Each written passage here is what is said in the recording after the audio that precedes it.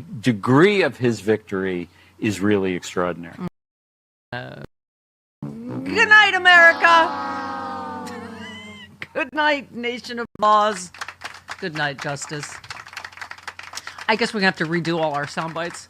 You can. Keep getting away with this! You can. Keep getting away with it! That doesn't deserve applause, but I'm wearing my Donnie in jail shirt. It's aspirationally now because we live by the Judy Tenuta rule. It could happen. The case doesn't completely go away. It just Merry gets Erasmus. put on ice. I mean, Merry Erasmus. 4 Christmases from now. It gets put on ice. Here you go. That's all. Yes, justice on ice. Yes. Like those old... Like the ice Like Disney on like ice. the ice capades. Disney on ice. Yeah. Justice on ice. Uh-huh. We'll talk to Glenn Kirshner about it in just a little Maybe bit. we could get him to wear ice skates. There you go. Remember we did Stephanie on Ice? We did we it. did. Yeah, a few years ago. We did a version of the We did. Maybe that's what a new show will be. Stephanie on Ice. We'll call Dorothy Hamlin. Sure. I know a bunch of people that were Peggy Flem. Wow. Yeah, Peggy Flem. Just a lot of... Okay.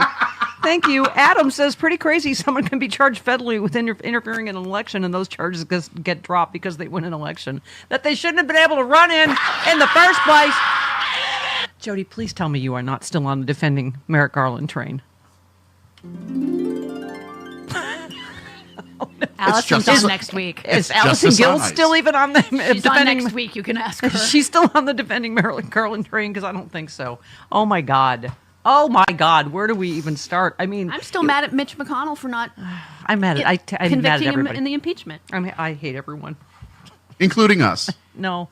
You have immunity. I do? Yeah, you guys get show immunity. It's a thing I just made up. I don't know. You can make up whatever You're the you want now. Supreme Court. You're the judicial branch of this show. Yeah, I'm the judiciary. All right. Well, okay. We'll talk to Glenn Kirshner, because it's we aren't going to be on live Thursday or Friday. We have great best ofs that I'm putting together at this very moment. Oh my God, could be from when we were way younger and happier, like 3 weeks ago. No, they're all from after Election Day. I had to make sure of that because it would sound really, really weird to come live in the past with us in a delusion. It's the grand delusion. Over Christmas and New Year's, we'll have some delusions from delusions. Yeah, it's the Grand Delusion Tour. Yeah. Why am I laughing? I don't know. No idea. Listen, here's my point. I mean, we'll talk to Glenn, but obviously, most legal experts are saying he really had no choice. But it is astounding to me legally, just given the gravity of these. And by the way, as Jack Smith made very clear as well, he's not innocent. He's not being exonerated. No, not even close. The evidence is overwhelming. Right. So, and I don't want to hear right now this, there won't be any appetite for that, when he... No, there is. Please. Oh, no. No. We can wait. It's like children with dessert. It is an endless, bottomless pit that is empty no matter how much of other food you eat. It's like exes with a grudge. Yes. Ask Jody. We're putting Jody in charge. The middle child, Capricorn, Irish. She'll be mad forever. She'll be even madder in 4 years. I'm Capricorn too. Yeah. I can hold a grudge. Yeah. Right? Don't I know it? Ooh, okay. God, the memoirs you two are going to write. Let me go on record now with saying none of it's true. They're well-known liars. Yes, I'm known for that. Yep. Adam Schiff sounded off after the Justice Department moved to drop its case against Trump, writing the DOJ failed to uphold the principle that no one is above the law by neglecting to promptly investigate the events of January 6th. And our beloved Jojo from Jurors said, Mueller didn't say he was innocent. Cannon didn't say he was innocent. Mershon didn't say he was innocent. Chutkin didn't say he was innocent. Jack Smith didn't say he was innocent. He got away with all of it. And not one of them said he was innocent of any of it. Not one. Wow. Digest that for a minute, right? I mean, this guy, born with a lucky horseshoe up his enormous orange ass, can I just say? But, we'll see. I mean, like you said, Chris, I guess he could have, it's not dismissed. It means that the way he did it, is it with prejudice or without? Without. Yeah. It's without prejudice. Without, sorry. Justice on ice. Thank you. With prejudice Right, would have meant they couldn't bring it back. I'm making it a thing. Do we have skating sound effects? Didn't we used to have that? We did at one point. I'm sure the drunk Canadian intern took it out. Yeah, that guy. Make sure you include him in your memoir. Justice on Ice. Here we go. We're the French Connection of Justice on Ice. Is that what we are? Yeah. Can I be Gilbert Robert or yes, whatever? René Robert, Gilbert Perrault. What's the other one? I always fall down on the job. Rick Martin. Rick Martin. Martine. Thank you. Vive la Resistance! Okay. Although that's France, not Canada. True. Whatever. Same thing. Is there a difference? Oh, you did not just say that. Mon Dieu! J'accuse! J'accuse myself! Yeah. Oh. Oh, I can't believe she just did that. There goes all of I'm your gonna be that. Yeah. I'm gonna be that guy that chases Trump for the stolen bread forever. What am I thinking of? I don't know. What?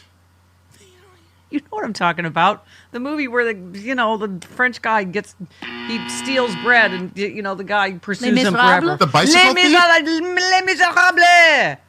Don't ever say that word again. I will pursue him to the ends of the earth.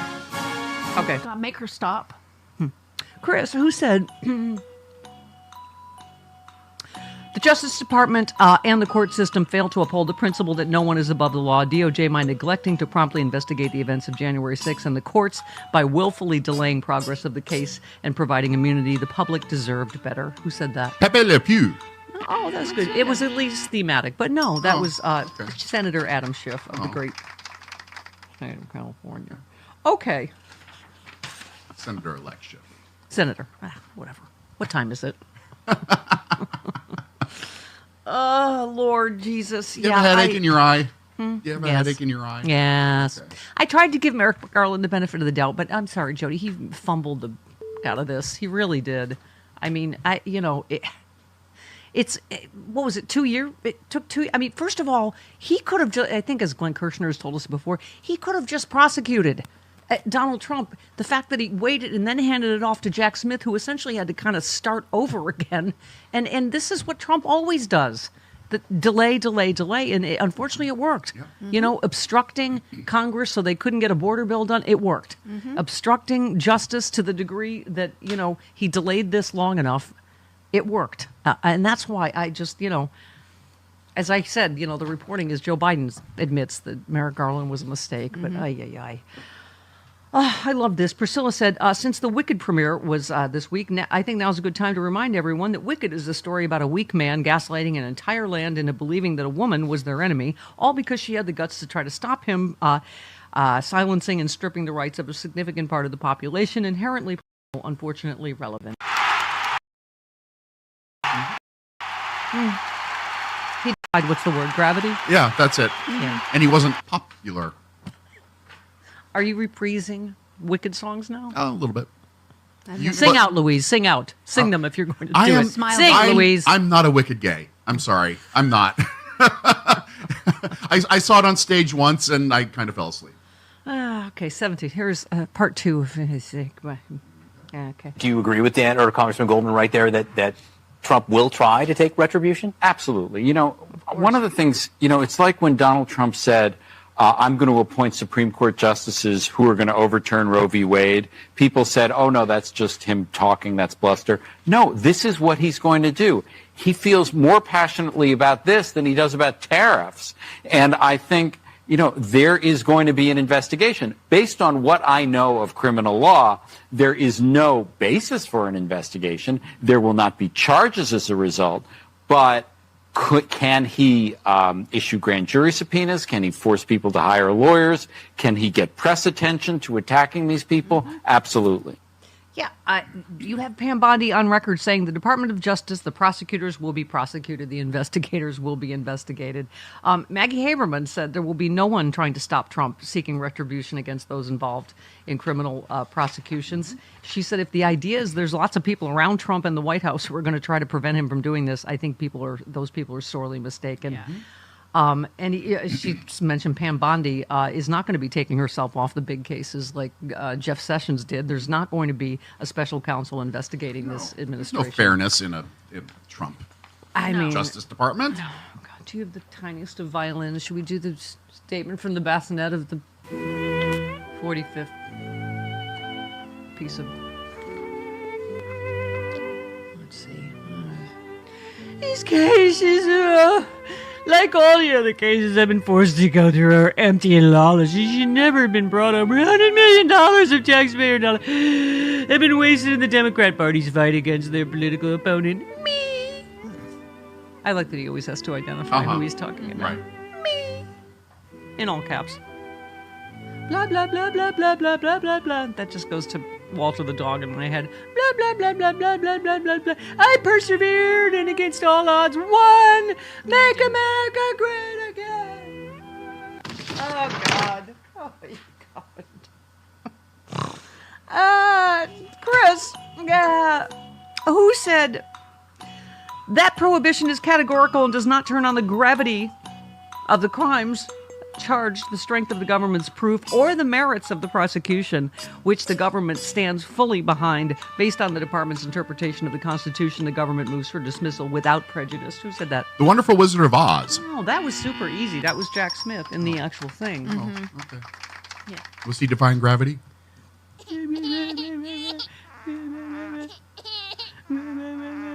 That's what we're going to have 4 years more of. Yes, Poopy we diaper, are. Poopy diaper, whiny Elections. diaper baby bitch. Elections have consequences. Oh, shut up! They Can do. you turn the shut up cannon on yourself?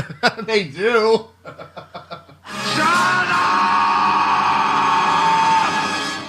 Yes, you know who they're going to have consequences for? All of us, because he's already talking about tariffs. Yep. Wow, wow, wow, kids. Oh, we are getting to the find out in the around program very, very quickly. Yeah, he said he's going to what's this? Hang on. Oh, hold please. Trump pledged to impose a 25% tariffs on all products entering the country from Canada and Mexico. Day one of his right, and an additional 10% tariff on Chinese imports. Oh, and this was new. He says there's right now there's a caravan coming from Mexico. Normally the caravans magically disappear after Election Day, but apparently caravan's still on its way. Okay. But didn't I read somewhere that this would violate a tariff agreement that Trump himself signed? Oh, that's so cute that Yeah. you think anything matters anymore. Well, I mean- so many sweet summer children. Yes, one expert said Trump would have to both declare an economic emergency to implement the tariffs on day one, which would all but certainly be challenged in court. Like, those are going to matter anymore. And upend the USMCA deal with Canada and Mexico, the trade pact that he negotiated in the first term. So, yes, he would blow up his own trade thing, and prices are going to go through the roof. And thank you, maggots. Enjoy. Enjoy your $15. Oh, they don't eat lettuce, but okay. But even once it all goes to where we think it's going to go, we'll get a Democratic Senate and a Democratic House if we have elections in 2 years. Yeah. And then in 2 years after that, once everything is trying to get fixed, but it can't because Donald won't sign any legislation, then we will be blamed for that, and they will just vote for another Republican. Right. Their scheme is actually kind of perfect. You know what? I hate now. I amend my first statement. I hate both of you, along with everyone else. Okay. Everybody, buck up around here. Let's go. Let's have a little bit of positive energy. 20 minutes after the... Hey, we have Charlie Pierce, we have Rachel Bittecofer, we have Glenn Kirshner.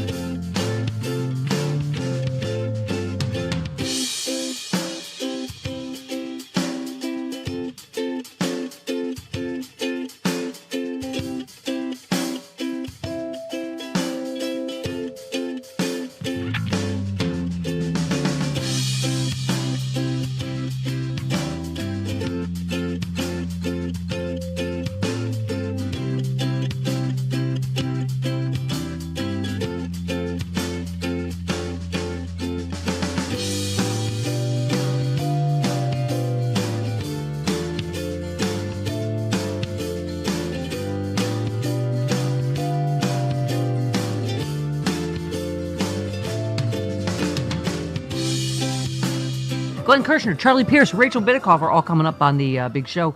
Yeah, I just read this. They say that you don't know true love until you have a child, but every night my dog gets into bed before me, and every night I contort myself around him as to not disturb his precious sleep. If that isn't true love, I'm not sure true love exists. That's me. Aw. That's me. 2 10-pound dogs, the only immovable objects in the universe. Oh, I can't move with my cats. Oh, My yeah, only, Coots. and they are 2-ply because I've had to cry into a different one every night since the election. The reason you don't understand because you're a soulless bastard person and also a cat owner. Caitlin says 2025 is the year of the cat. Demand food and shelter, hold grudges, ignore the people who don't impress you, knock all the things off the table, take naps, and claim your alone time, use gender-neutral bathroom. Yeah. I do that anyway. Yeah. I do all of that. I am a cat person. Okay. All right. Karen in Chicago. Hello. Hello, Karen. Hi, good morning.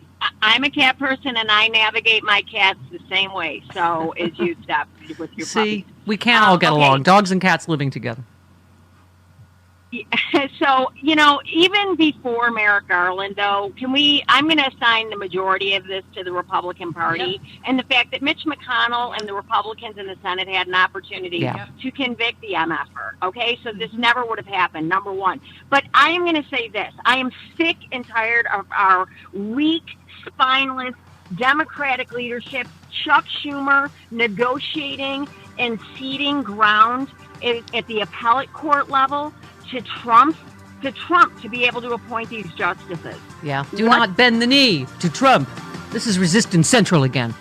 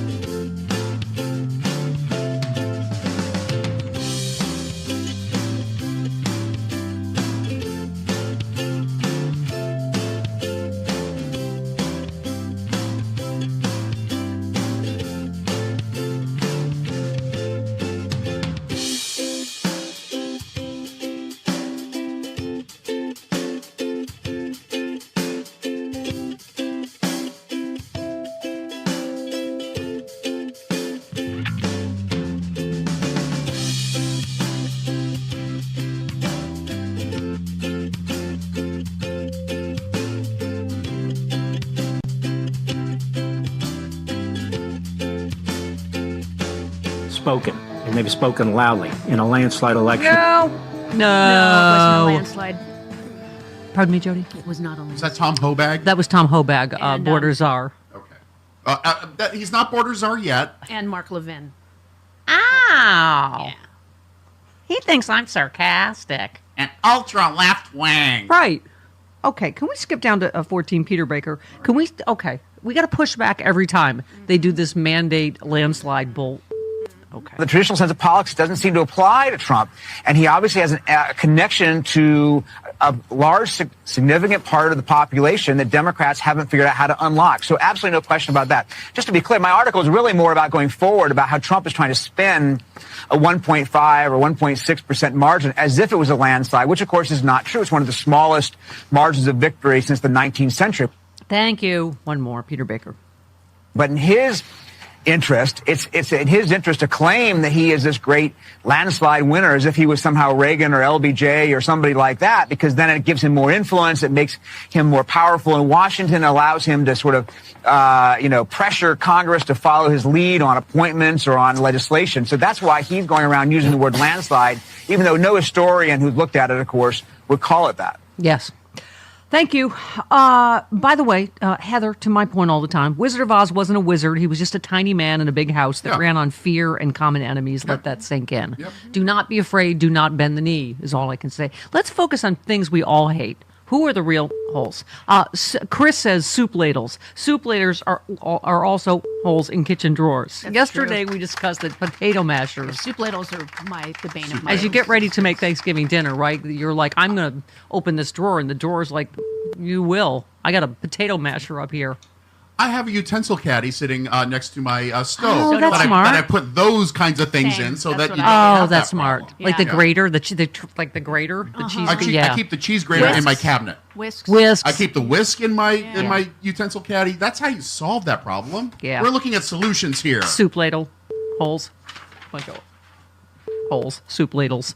My sister's ex-husband. How often do you use a soup ladle? Sorry. I actually use it a lot. Oh, yeah. Yeah. If you make I stand soup. corrected. Go ahead. What? My sister's ex-husband used to make kitchen utensils in Yeah. the shapes of penises. Oh, that's nice. That's a hobby. That's a niche. Cork dorks. Okay. Or corkscrew. All right. Fine. All right. He sold a lot of them. Where at the flea market? What? Speaking of not bending the knee, welcome all our new Morning Joe viewers who all appear to be here now. A cynical resistor said, we really do need someone like Mark Cuban with the financial resources to help establish a progressive media outlet that's willing and able to fight back against the conservative media monster. Thank you. Chris, you pointed out, What?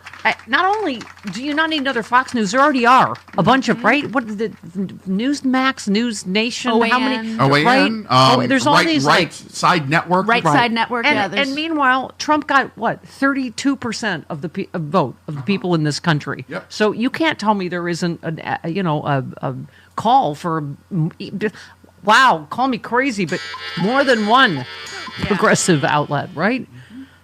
Okay, that's actually progressive. Okay, Chris. Uh-oh. Who said the government's position on the merits of the defendant's prosecution has not changed, but the circumstances have? Who said that? Betty Rubble. No, that would be Jack Smith. in his filing. Edward tweeted, I've covered extremism and violent ideologies around the world over my career, have never come across a political force more nihilistic, dangerous, and contemptible than today's Republicans, nothing else. And General Michael Hayden said, I agree, and I was the CIA director. Ay, ay, ay, ay, ay. Can I just ask something, too? Why are you all still so mad? I don't understand what you're mad about now. They're just in a constant state of rage. Mm-hmm. Oh, I have some... Wait, I have hate tweets, don't I? Hold on. I thought so. Yeah, Tom. Yeah, Tom's back. Yeah. This one's somewhat confusing. Hi, Tom. I know you watch every day. Cry some more for us, bulimic ditch licker. Oh, boy. No, Tom, I'm done crying now. Now I'm mad. Mm-hmm. Now I'm coming for you. Okay, cry some more for us, bulimic ditch. Well, I do have a heart. I do have actually empathy. So, yeah, maybe that's The things you're not problem, acquainted same, yeah. with, right? Okay, same for the bone-smoking left-wing bagel breath. So, Chris, I can only assume you are the aforementioned bone smoker there. I don't know if I'm not. bagel breath is an anti-Semitic slur or whether I- it is a I'm not Jewish. No, maybe he is implying that you smoke Bagels? Jewish bone. I don't. He says, same for the bone-smoking left-wing bagel breath. My last couple of boyfriends weren't Jewish either. Okay, I don't. That seems lost on Tom. Tom, can you? I'm not Jewish either. Tom, so it can couldn't you be tweet me. again? Could you clarify, please? We're just confused. I don't. Is it a joke? Is it funny, or is it? Was he talking about Cliff Schecter yesterday? He's straight. He's not a He's bone right. smoker. straight. He's That'd be the got a- bone smoker. But And I I think guess, he's yeah, Jewish. Cliff would be the. Oh, he'd be the bagel breath. What was the You'd other- be the bone smoker. What was the other thing that he said in there? It was Cry more for us. Bulimic ditch liquor. That's Right, me. right. And ditch, he spelled DTITCH. Because of that's course. par for the course. I'm not sure I've ever licked that. There was something else What is besides it- bagel what's and a bone deti- What's a smoker. ditch? What? There was something else besides bagel and bone smoker in there, wasn't there? No, that's it. Cry some more for us. Bulimic ditch liquor. That's me. Same for the bone smoking left wing bagel breath. Okay, left wing. Really? You're calling me left wing? Maybe he means. Maybe he's calling Cliff Schecter a homo I who think is a straight married guy. I'm the Right. by far the farthest right Yeah. on this He's like program. a I am right-wing- not left wing. He's a right wing douchebag. Yeah. Tom. Let's. You know what, Tom? Let's all up our game. Come on. Hold on. We had another one, didn't we? There was another. I can't. Oh yeah, there was another one. Hold on. Wait, hold on. Oh, here it is. Jumpin' Joe Yankee, somebody said, oh, hang on. Says more hate letters. The forefathers would be disgusted with your show. Oh, yeah. They would have been mystified by the concept of radio. First of all, electricity. They love Right. television, Yeah. computers. Right. and degenerate America. So I don't know if I'm a part of the aforementioned degenerate America or I am separate. I'm just a separate Problem. I'm a separate problem. I'm a separate Well, just abomination unto the forefathers. okay. And degenerate America, white male property owners was how it started. Now it's transgender city. Oh, is that next to Party City? Have you? That'll be fun. Oh, is yeah. the entire country transgender city, or is it? For all your They should put Party City next to Transgender city? because you might need a wig. Yeah. You never know. Yeah. Some balloons. Yeah, glow sure. sticks. Yeah. let's go to. Some, party plates, birthday party plates. Mostly, never know. I'm mostly with kind of Raven Simone on bewildered it. by my hate tweets today. Okay, that's the main reason to stay on Twitter, for who I annoy and the hate tweets. Okay, Mike in Virginia, hello. So close, Virginia City, Nevada. Oh, golly, Well, I'm sorry. Yeah. Oh, Just Stephanie. outside of Reno. All Hi, right. I'm just wondering, you guys should start an office pool between your commentators. When do you think Congress is going to try to put his face on the money? Oh my God, or on Mount Rushmore. Which one's first? Yeah, right? absolutely. Mount Rushmore is probably on their list, but I'm guessing money's going to come first. Well, he does have a I'm fake guessing $2 within bill the with his first face on year. it. Oh my God, you're probably right. That'll be the final grift. He will actually be on the I money. think there are laws against that. Could I have all my guitar sound effects, please? Thank you. Did you see this? Trump guitar is hit with a cease and desist from Gibson. From Gibson Guitars over its use of the Les Paul body shape on the guitar. Grifter, thief. Gibson has confirmed it has issued a cease and desist of these Trump guitars that he's selling. As grifting. design infringe is upon Gibson's exclusive trademarks, particularly the Les Paul body shape. It's a very Is good it- guitar. It's a very nice guitar, the Les Paul. Is there a Rand Paul body shape No. guitar as well? No. No? Just That'd be Les weird. Paul. That'd be a lot of fuzz on top. She's the guitar expert. Yeah, I know. That's why she gave me that story. All right, you know what? I'm going to need a love letter only because my hate tweets were so confusing. It's not often I need clarification. I think you're right. I think he was erroneously referring to Cliff Schecter I think so too. as a homo. But he's not a homo. No. He has a family. Yeah. Well, I mean, homos have families too. Right, but- I was just going to say, Chris, Right. that was like that lady with John McCain. Obama, I don't like he's an Arab. No, man, he's a good family man. What? What does that mean? That wasn't a good answer either. But that's back when that was like at least a decent answer for a Republican. You're like, Cliff is married to the lovely and talented Mrs. Schechter. yes. Okay, Bill in Tampa says, good morning, Mama. Yesterday, you and Cliff Schecter were talking about considering a new T-shirt that says liberal men suck less. However, may I suggest liberal men suck better? We, the liberal men, are made up of ditch lickers and pole smokers who know how to please our lovers because we aren't selfish a-holes. We actually have lovers to suck out, and we take pride in doing so better than right-wing douchebags. Love, Bill in Tampa. Thank you, Bill, for the clarification and the correction. Okay. One more. Damien in New York. This is a letter to Joe and Mika, because no one's watching them anymore. They're all over here. It's okay. I'll pass the mail on to them. Thank you, Damien. Dear Joe and Mika, not that I will hear your answer because I never watched your show even before you were dead to me, but here's my question. Why is it always the Democrats that have to move to the center? Right. Why did Nancy Mace, Matt Gaetz, and Donald get to behave like the villains from a third-rate 80s teen flick? Thank you, Damien. Mm-hmm. Mika and Joe, I would like your answer on my desk by the end of business. Thank you. Oh, they'll have for you. They're off today. They are off today, actually. They're off for the rest of the week. Sure. They're watching us like everyone else. All the rest of their viewers. Okay. So they send poor Willie Geist in there to take the shrapnel. Chris, who said, why don't all the Republican House members who are afraid to use the restroom just poop in the hallway like their supporters did? Elroy Jetson? No, that was our beloved Paula Poundstone. Hello? Hello? Hello? Did you hear that? We haven't heard from Paula in a while. I miss know. her. Paula, call us. Yeah. What up? What up? Okay. Carry the 4. Where are we? Yes, 12. Thank you. On CNN economics correspondent on tariffs. It may be unexpected to Americans who thought Trump was going to lower their prices. Because if you voted for Trump because you thought he was going to bring grocery prices down, I have some very bad news for you. A lot of our produce comes from Mexico. 2/3 of the tomatoes that Americans purchase are from Mexico. 90% of the avocados that they purchase are from Mexico, just to mention 2 examples. So that guac is definitely going to cost extra. Okay, one more. If you voted for Trump because you thought he was going to bring down the cost of housing, a lot of our lumber, cement, other materials comes from Canada, which means that construction costs are going to go up. Not to mention all of the ways he's going to roil the U.S. auto industry, because a lot of autos cross borders in North America multiple times before they're ultimately finished and sold to consumers. Not to mention the fact that a lot of U.S. manufacturers purchase inputs, intermediate goods like metals and cement and other things from Canada, from Mexico. Mm-hmm. And not to mention even the retaliation that we should expect. Oh, my God. All of which is going to be very bad for consumers. Oh, God. Mm-hmm. Mm-hmm. Yeah, but you know who said that? Experts, economists. Bleh. My God, everyone's going to find out now. This is a Hayden tweeted. You've got to admit, a majority of the country voting for a man because the price of goods are too high, only for him to increase prices on his first day in office, has to be regarded as one of the greatest social experiments of all time.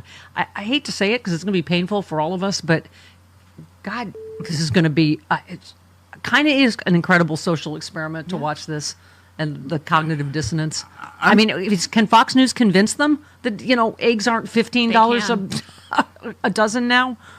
I'm kind of holding on to the hope that it's just a negotiation tactic and it won't ever happen. Oh, so many sweet summer children. I saw that. I think someone brought that up on CNN this morning. I'm like... it made Eric happy. That's the important thing. He almost dropped his pudding. You want to allow drugs to come through our southern border? Yeah. We're going to tariff you. You want to allow them to come through Canada? We're going to tariff you. China, if you're going to allow this stuff to get sold in our country, largely produced in China, we're going to add another 10% to your share. We are going to cost your countries, your economies. We're going to cost your businesses billions, hundreds of billions of dollars. If you think you're going to poison Americans, it's not going to happen. You're not going to destroy our youth. You're not going to destroy our society. You're not going to destroy our families. You're not going to do it. It's going to cost you. I'm going to put an end to it. Laura, when my father sent that 20 minutes ago, I literally cheered out loud. I cheered out loud. I spit my pudding everywhere. Hey, is tariff a verb? We're going to tariff you. I tariff you. Tariff. I'm tariffed of you. It's not a verb. No, it's not. No. Tells me what you think it means. Okay. Wow, we're going to get a lot more Eric. That'll be exciting.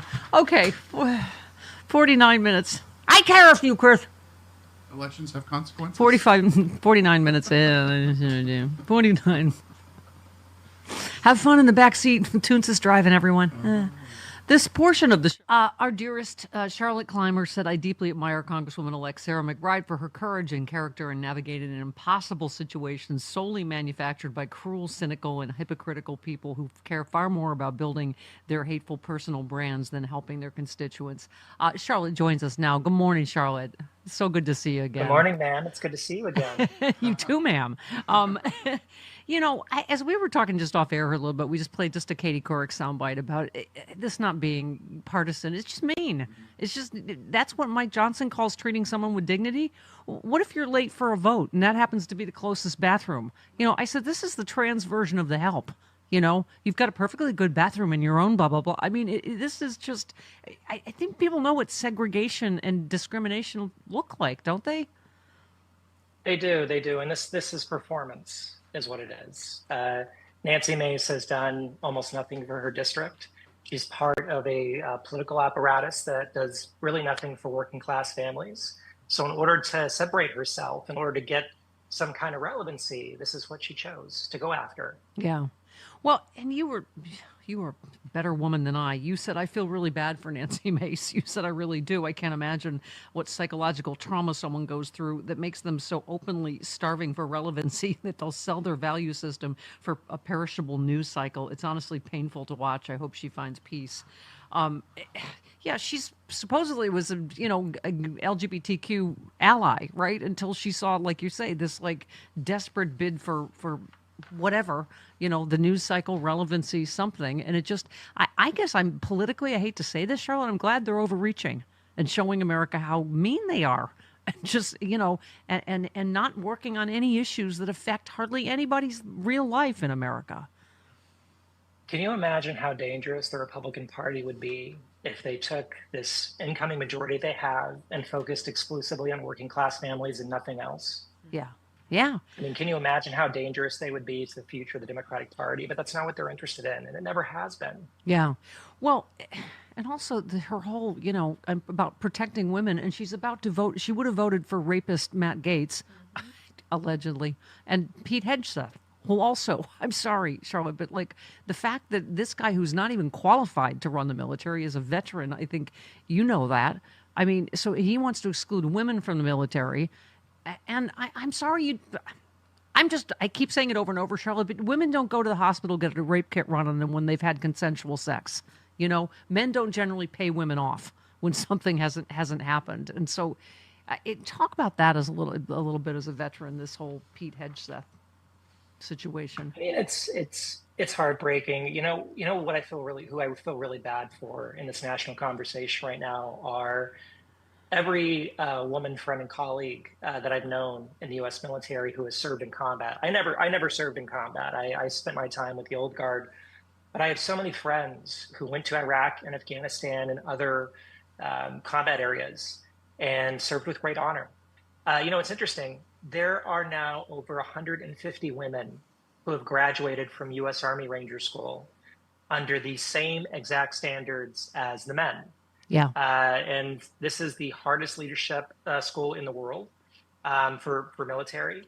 It is grueling. It is the kind of thing that you never want to do again, that's for sure. And 150 women have graduated from Ranger School. Many of them are now serving in frontline infantry units alongside their male counterparts. Some of them are leading infantry companies of mostly men. Pete Hegseth is a coward. He is a very credibly accused sexual assailant. And I think that most of all, he is the exact opposite of what I think of when patriotism comes to mind. Yeah, I mean, absolutely. Sexual assault is, a big problem in the Army. This guy is very credibly accused of sexual assault. He would weaken the military by kicking out all women, all trans people. I mean, I love that Tammy Duckworth would like a word. Take a listen. Having served in combat yourself, what do you think of the idea that women make fighting more complicated? That was specifically what he focused on. Well, it just shows his lack of understanding of where our military is. He was a pretty low-ranking guy in the military, and he never had a command position. He was a platoon leader, I think, once or twice.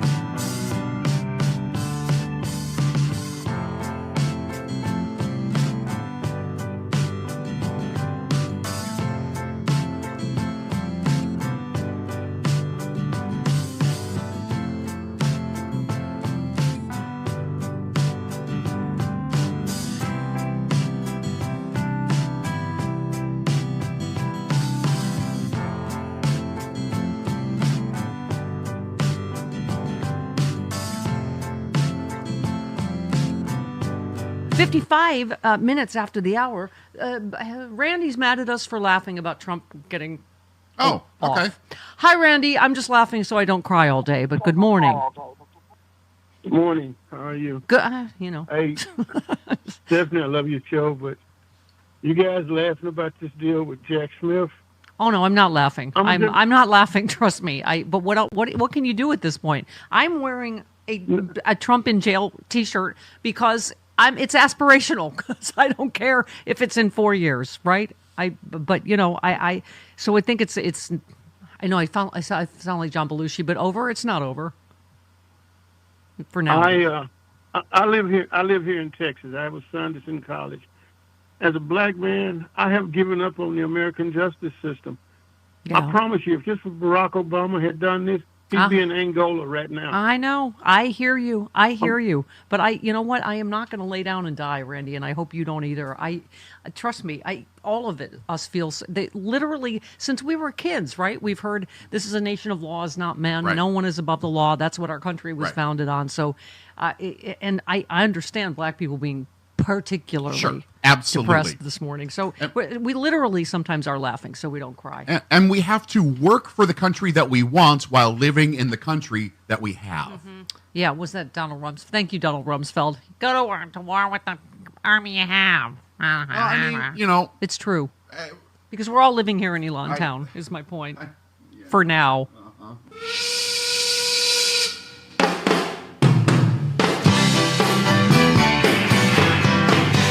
Well, we're living here in Elon Town, working for an egomaniac clown.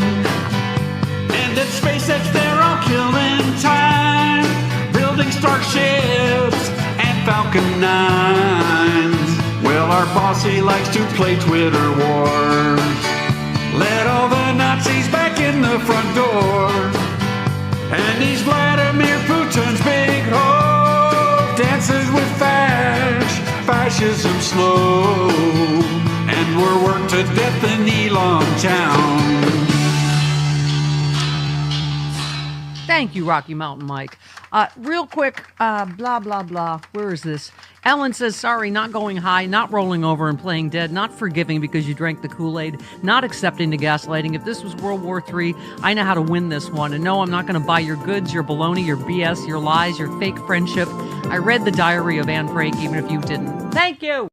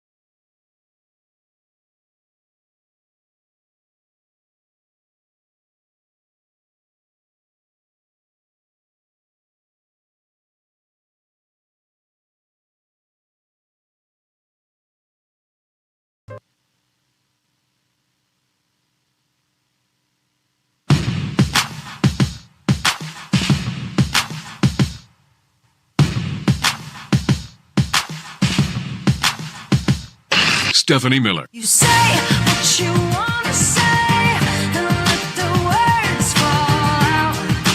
Honestly, I want to see you be brave. What you want to say and let the words fall out. Honestly, I want to see you be brave. Matt Gaetz is out. Pam Bondi is in for Attorney General for President-elect Trump. She has been quoted in recent months as saying that the investigator should be investigated inside the Justice Department, inside the federal government. When you hear those kinds of comments, what's your reaction to that? Well, they're concerning, and I think that she should be asked these questions at a hearing. But my hope is, I think the American people want to turn the page. Thank you, Ro Khanna. Amy tweets, Special Counsel Jack Smith filed a motion to dismiss Trump's election obstruction case without prejudice, which means the case could be revived in the future. Merrick Garland let our country down, dragging his feet to appease. Let's see if our friend agrees. Thank God former U.S. Attorney Glenn Kirshner is here. Get me Glenn Kirshner. Glenn Kirshner. Former 30-year federal prosecutor Glenn Kirshner, I can listen to him talk all day. who has answered the call for his country once again. Glenn Kirshner. MSNBC legal analyst Glenn Kirshner. On the Stephanie Miller Show all day. Piercing blue-eyed Glenn Kirshner. We got that Glenn Kirshner now, and I feel okay. Oh, Glenn, so little time, so many Neville Chamberlains. Wow, we and I, we were just saying off air that, even for those of us that marinate in this every day, it still is it just takes your breath away. I was saying since, I'm a little kid in school, the first thing I remember is we're a nation of laws, not men. No one's above the law in America. That's what we were founded on. And here we are, which, is not unexpected, right, where we are today. Yeah, welcome to the kingdom of America, Steph. Yeah. That's really the only thing I can call it now, because we have decided presidents are kings at least for the 4 years they're in office. They can literally, with Supreme Court blessing, commit all of the crimes against the people of the United States with absolute immunity from prosecution, from being held accountable for those crimes. This is where we are. We are now a monarchy, at least for the 4 years a president is in office. And Steph, when Trump was a former president, we had a hard time prosecuting him when he was a candidate for the presidency. Now that he's president-elect and he's going to be president again, listen, welcome to the kingdom of America.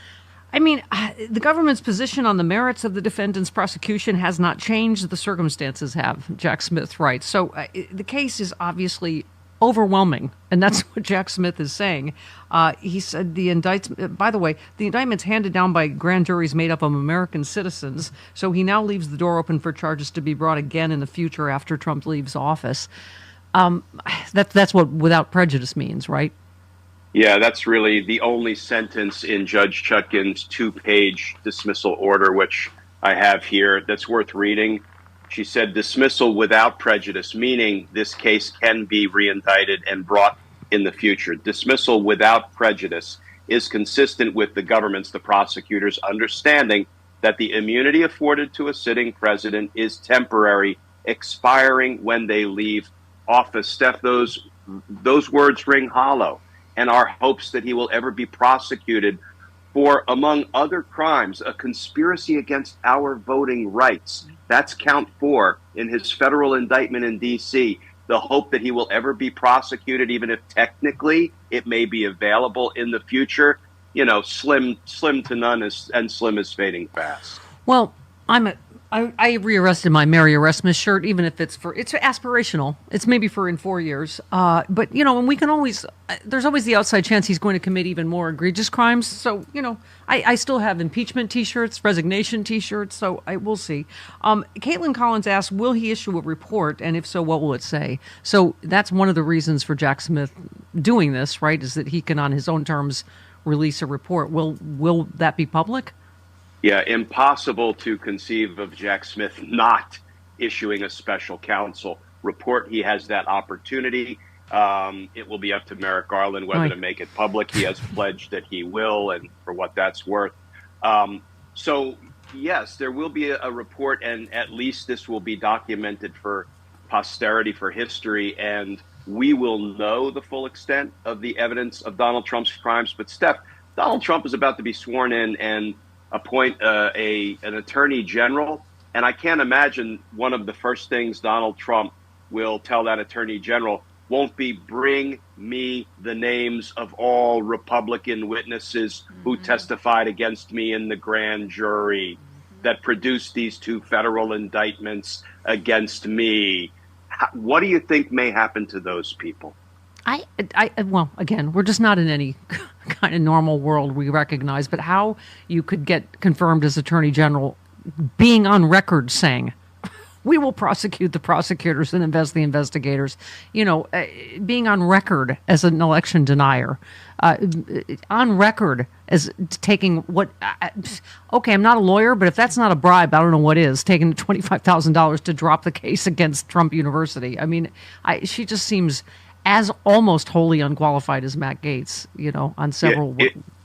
If as a future attorney general, you announce, before you know any evidence, before there has even been an investigation conducted, if you announce, we will prosecute the prosecutors and investigate the investigators, you're ill-suited. I mean, that's disqualifying. Now, will the Senate Republicans reject Pam Bondi, Donald Trump's nominee for attorney general? I think it's very unlikely. I hope there's a rigorous confirmation hearing, so at least the American people will see precisely what they are getting in these Trump appointees. It looks like we're getting people who Donald Trump hopes will burn all institutions of government down. What does she do on the 2020 election? Does she lie? And just because perjury is not a thing now either? Or does she say, oh, let's just move on? Is she able to not answer the question? Did Joe Biden win the election in 2020? Yeah, so many of Donald Trump's nominees have lied to Congress in the past. His Supreme Court nominees, Bill Barr, his nominee for Attorney General before he was confirmed, they lied, and they lied with impunity, Steph. Have any of them been held accountable for their lies? No. So why wouldn't this batch of nominees feel completely comfortable and emboldened to tell lies in their determination to get confirmed? So I suspect we'll see a good bit of lying in confirmation testimony. Yeah. So speaking of Matt Gaetz, he suggests he's going to run for Florida governor. I think it was Senator Schiff, our friend from 3 weeks ago at Sexy Liberal, all of us together, but that said the taxpayers paid for this ethics report, that we have a right to see it, that this should be released.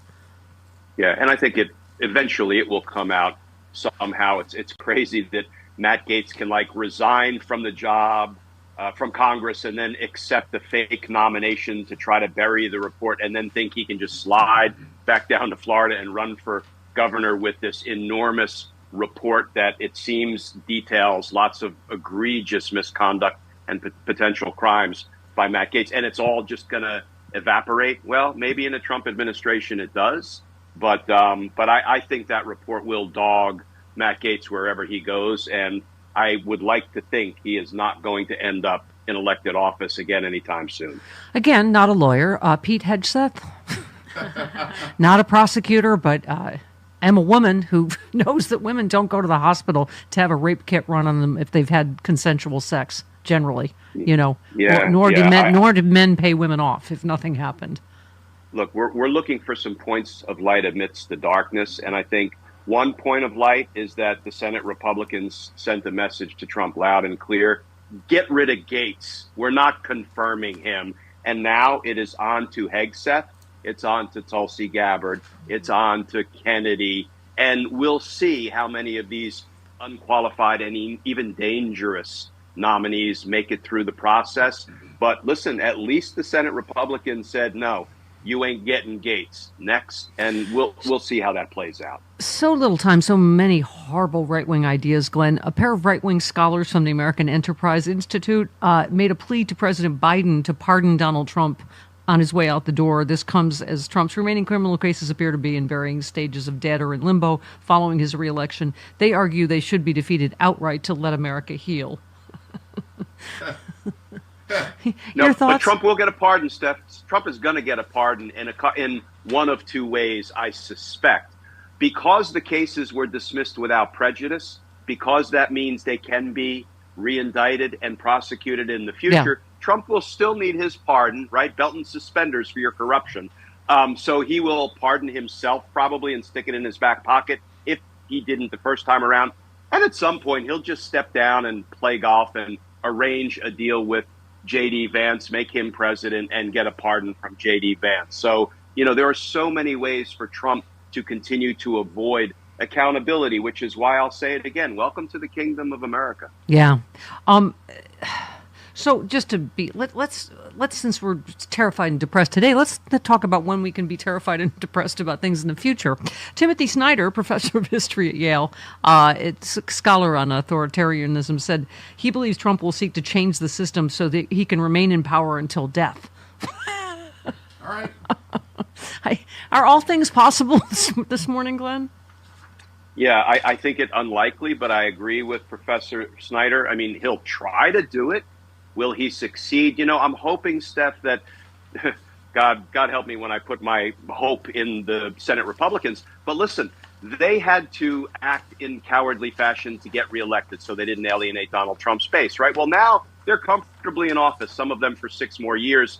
And now I guess I'd be surprised if they wanted to give all of their power over to dear leader and render themselves completely powerless, which is what they would be doing. So I hope they covet their own power enough that they will start to push back on Donald Trump's determination to convert us from a democracy to a dictatorship. Yeah, which they did on the Rick Scott thing. That was their first FU, but of course that was a secret vote, in line with their cowardice.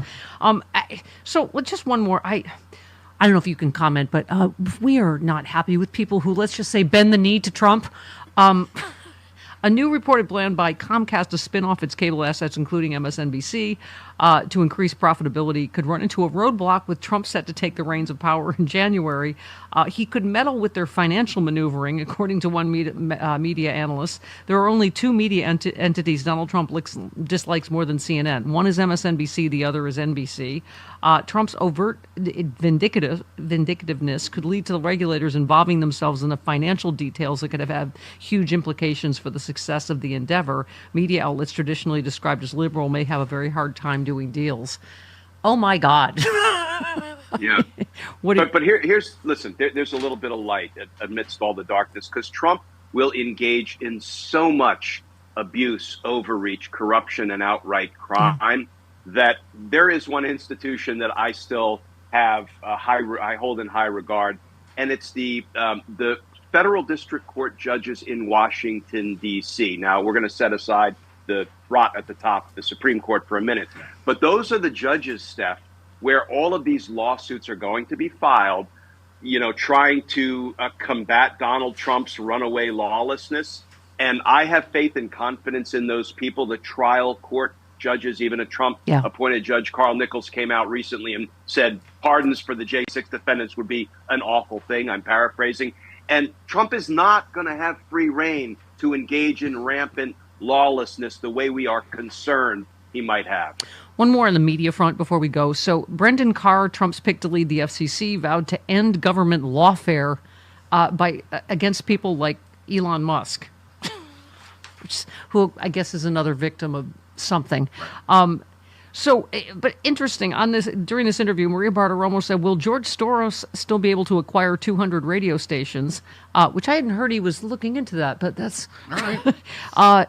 Carr responded, there's a petition for reconsideration pending at the FCC right now. I want to take a hard look at that.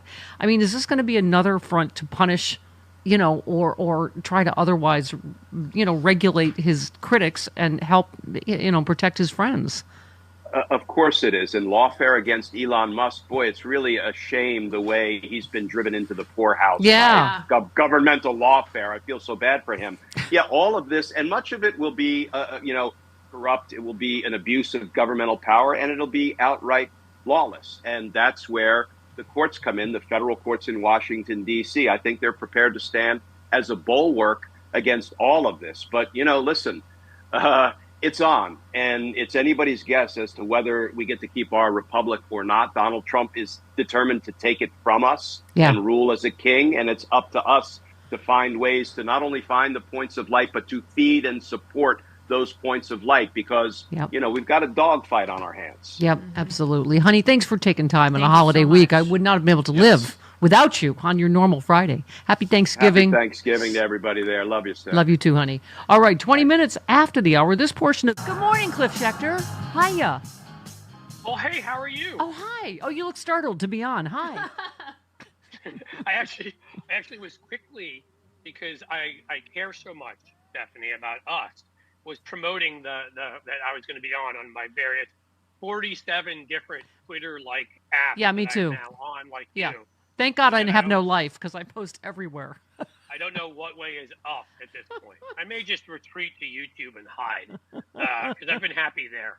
You just know, as Jody Hamilton says, that we need to fight. We need to fight. Oh, it's not about lack of fighting. Here we go. Fight! Yeah! Fight! Yeah! Fight! I ain't going down, I'm swinging. Fight! Yeah! Fight! What? Yeah, okay. Sorry. All right, now I'm we're in the practicing mood. my karate in a bit. Yeah. But Cliff, we have had this conversation, I jokingly, but all the people we have on the show are awful liberals. You, Bob Seska, which thank God you're, part of the Tuesday Bob Seska show now. You guys are both fantastic together. But we've been having this conversation for a long time, haven't we, about alpha liberals, about we need to somehow I don't think we have to lie and cheat the way they do, but I think we have to fight differently somehow. And I think, interestingly, what Jen Rubin said is I don't know if you heard it, but I think that's an example, isn't it? It is. Again, I'm not acting like I'm some genius because there have been a lot of other people who've been saying this as long as me. But, there are clips that Bob loves to show, that one where I beat up on Cleta Mitchell up on MSNBC. They're still. I got banned for that way back then because I was too mean. Liberals weren't supposed to be mean. Well, you were just spitting facts. You were talking about all of the Republicans that were indicted and crooked. Right. I don't know how to do this any other way, so I don't get timidity. I don't get bending the knee. Like, none of that makes sense to me. When someone is a bully and they hit you and they punch you, you punch them in the nose back. And of course, I'm talking rhetorically here. But so no, we don't need to lie and cheat. But my refrain for 20 years now, and we've gotten better, right? We have some great ones in the House, but I kept asking, are we going to be able to get there soon enough and have enough of a critical mass? And we didn't, which is everything they say with the same passion, they lie and weave conspiracies about us. Yeah. We need to tell the truth about them because we don't need to lie. Everything they stand for, everything they are is unpopular to like 3/4 of the population. How could lies be any worse about Donald Trump than the truth? I know. What are we going to make up? You know what I mean? Let me ask you about one issue because we had a caller that was talking about the border. It's obviously one of the issues, and I said the thing that is so infuriating is Republicans have figured out how to make their obstructionism work politically. Like, let's face it, them being obstructionist douchebags worked in this case. And we thought, oh my God, this is so out in the open. This isn't going to work. Like, Trump literally is telling them to kill the most conservative border bill ever, But it worked. So that they could continue to fearmonger on the border when we all know it was Trump and Republicans that killed the border bill. Right. And again, look, this is the same problem we've had, right? They have this huge megaphone. They dump billions into it. Again, as I like to say before, if anybody thinks that Ben Shapiro, a guy who sounds like he sucked on a helium balloon for overnight, and makes muscles that go downward, and I knew Chris would appreciate it. Has the charisma of J.D. Vance ordering donuts, became a phenomenon on his own. Somebody at that time, I remember looking, was spending, I'm not saying hundreds of thousands, millions on Facebook ads to create him. And I'll just say this because it sounds self-serving, so I won't talk about me. You, like, somebody should just say, "Here's Stephanie Miller. You'll like this. Here's $5 million." Yeah. No, I'm serious though. Like, not $5 million, stuff your pockets and go live on an island.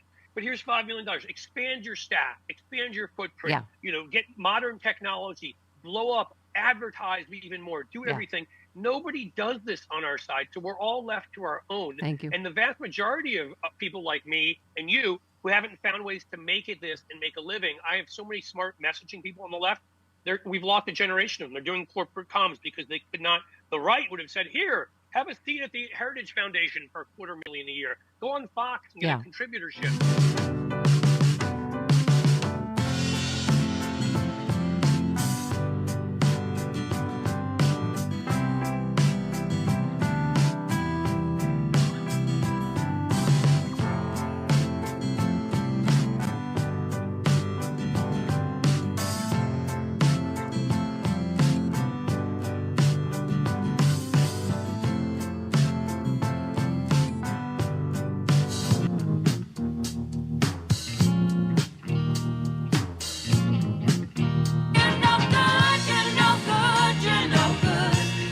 Stephanie Miller. I'm gonna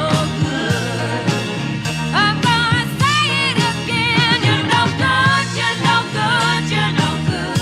Baby, you're no good. What? Yeah. I know what we need now. We need a homo of hope. Okay. Good morning, Seth. Good morning. Happy Thanksgiving, homos and Jody runs the Shomo. Thank you. So first, I want to mandate. The only mandate I want to hear about from here on in are the ones that Chris goes out on, and that is the only mandate. Not very many of them because my bedtime is at 4:30. Oh, that's late.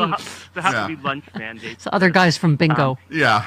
The church bingo and Chris. I want to talk about obstruction. Okay, let's go back to Obama. The media was constantly saying, with McConnell, the point of view was always, why can't Obama get McConnell to agree to anything? They always put the onus on Obama. Right. And then the media, and then I loved when Obama said, "You go have a drink with Mitch McConnell." Right. Yeah. Exactly. And then the people fall for that. It's like, so the Republicans obstruct, they keep things from happening, and then the Republic goes, okay, since the Democrats didn't do it, we're going to vote for the Republicans who kept things from happening. So what I think is happening now is we took a big sucker punch. We are all down. Yeah. I think these alpha liberals, Mark Elias, Eric Swalwell, Midas Touch, I think they're now at the point where they are all, everything I'm reading, so laser focused on what we have to do, and we have to start it now. So because we have no choice, as Chris said before so eloquently, we're living in the country we're living in, but we have to fight for the country that we deserve. And by the way, I like Mark Elias's programming decision suggestions for MSNBC. They have lots of great talent. Right. You don't need to have people that go kiss Trump's rings on the liberal channel. I was saying AM Joy. I love put Joy Reid in that time slot. Put the Weekend Show, which is if you need a Republican, Michael Steele at least doesn't bend the knee. To or the Stephanie Miller Show. Yes, the Stephanie Miller Show. What? Jen Psaki's great. There's a lot of moves they could make that. So what I'm saying, but support all the great talent there that does not bend the knee. Andrew Weinstein. I kind of shocked myself with my eloquence there. Yeah. Andrew Weinstein said people may be ditching the news, but it's not because of the results of the election. It's because people are sick and tired of corporate media covering Joe Biden's choice of footwear with more zeal than Donald Trump's threat to democracy. Yeah, I think that's it. People are, and we're exhausted. Oh, by the way, I have a case in point.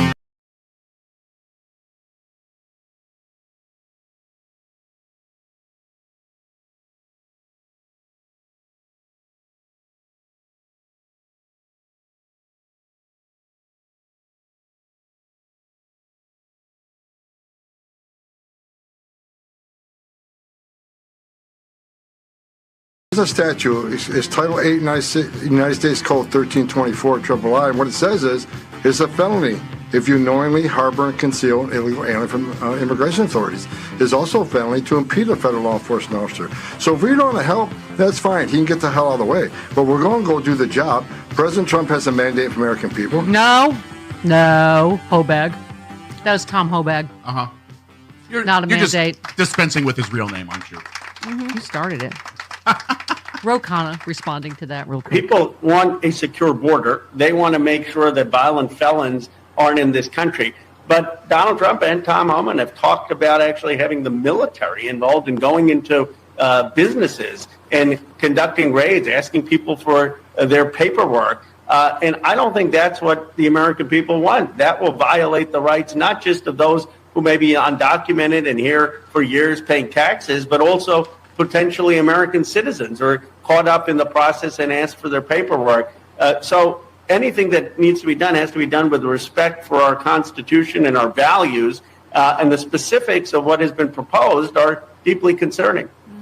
Okay, and also yesterday we mentioned if you cut off our funds, I suggest we cut off our fourth largest economy in the world, taxes that pay for all the red states. How do you do that as a taxpayer, though? You have to file your federal income taxes. So how do we do that? Listen, I'm a big picture person. There's only one man now that understands, and that's the author of Idiot America. Pierce. Pierce. Charlie Pierce, political columnist for Esquire.com. Why's everybody always laughing with me? Hi, Charlie. What's not funny this morning, right? Hi, kids. My apologies to the entire company for my absence last week. Oh, that's the migraine fairy came to call, and oh no, we have to entertain the migraine fairy, or else she starts hitting me in the head with a sledgehammer. So anyway, I'm back, ladies. I feel like you're calling from the Church of Magic Johnson. There is a giant picture of. Yeah, that's the my first GQ cover story, and it's the GQ cover that hung in the front of the Condé Nast building for a month. Wow, very exciting! Along with all the other Condé Nast pictures, and all the other Condé Nast publications.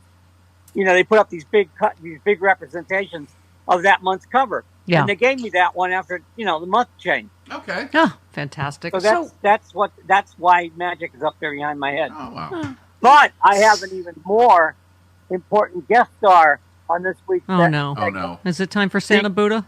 It is time for Santa Buddha. It's too early. It's not Thanksgiving yet. Well, I'm not on until after Thanksgiving, so screw it. Fine. Okay. I don't give a damn about what anybody thinks anymore.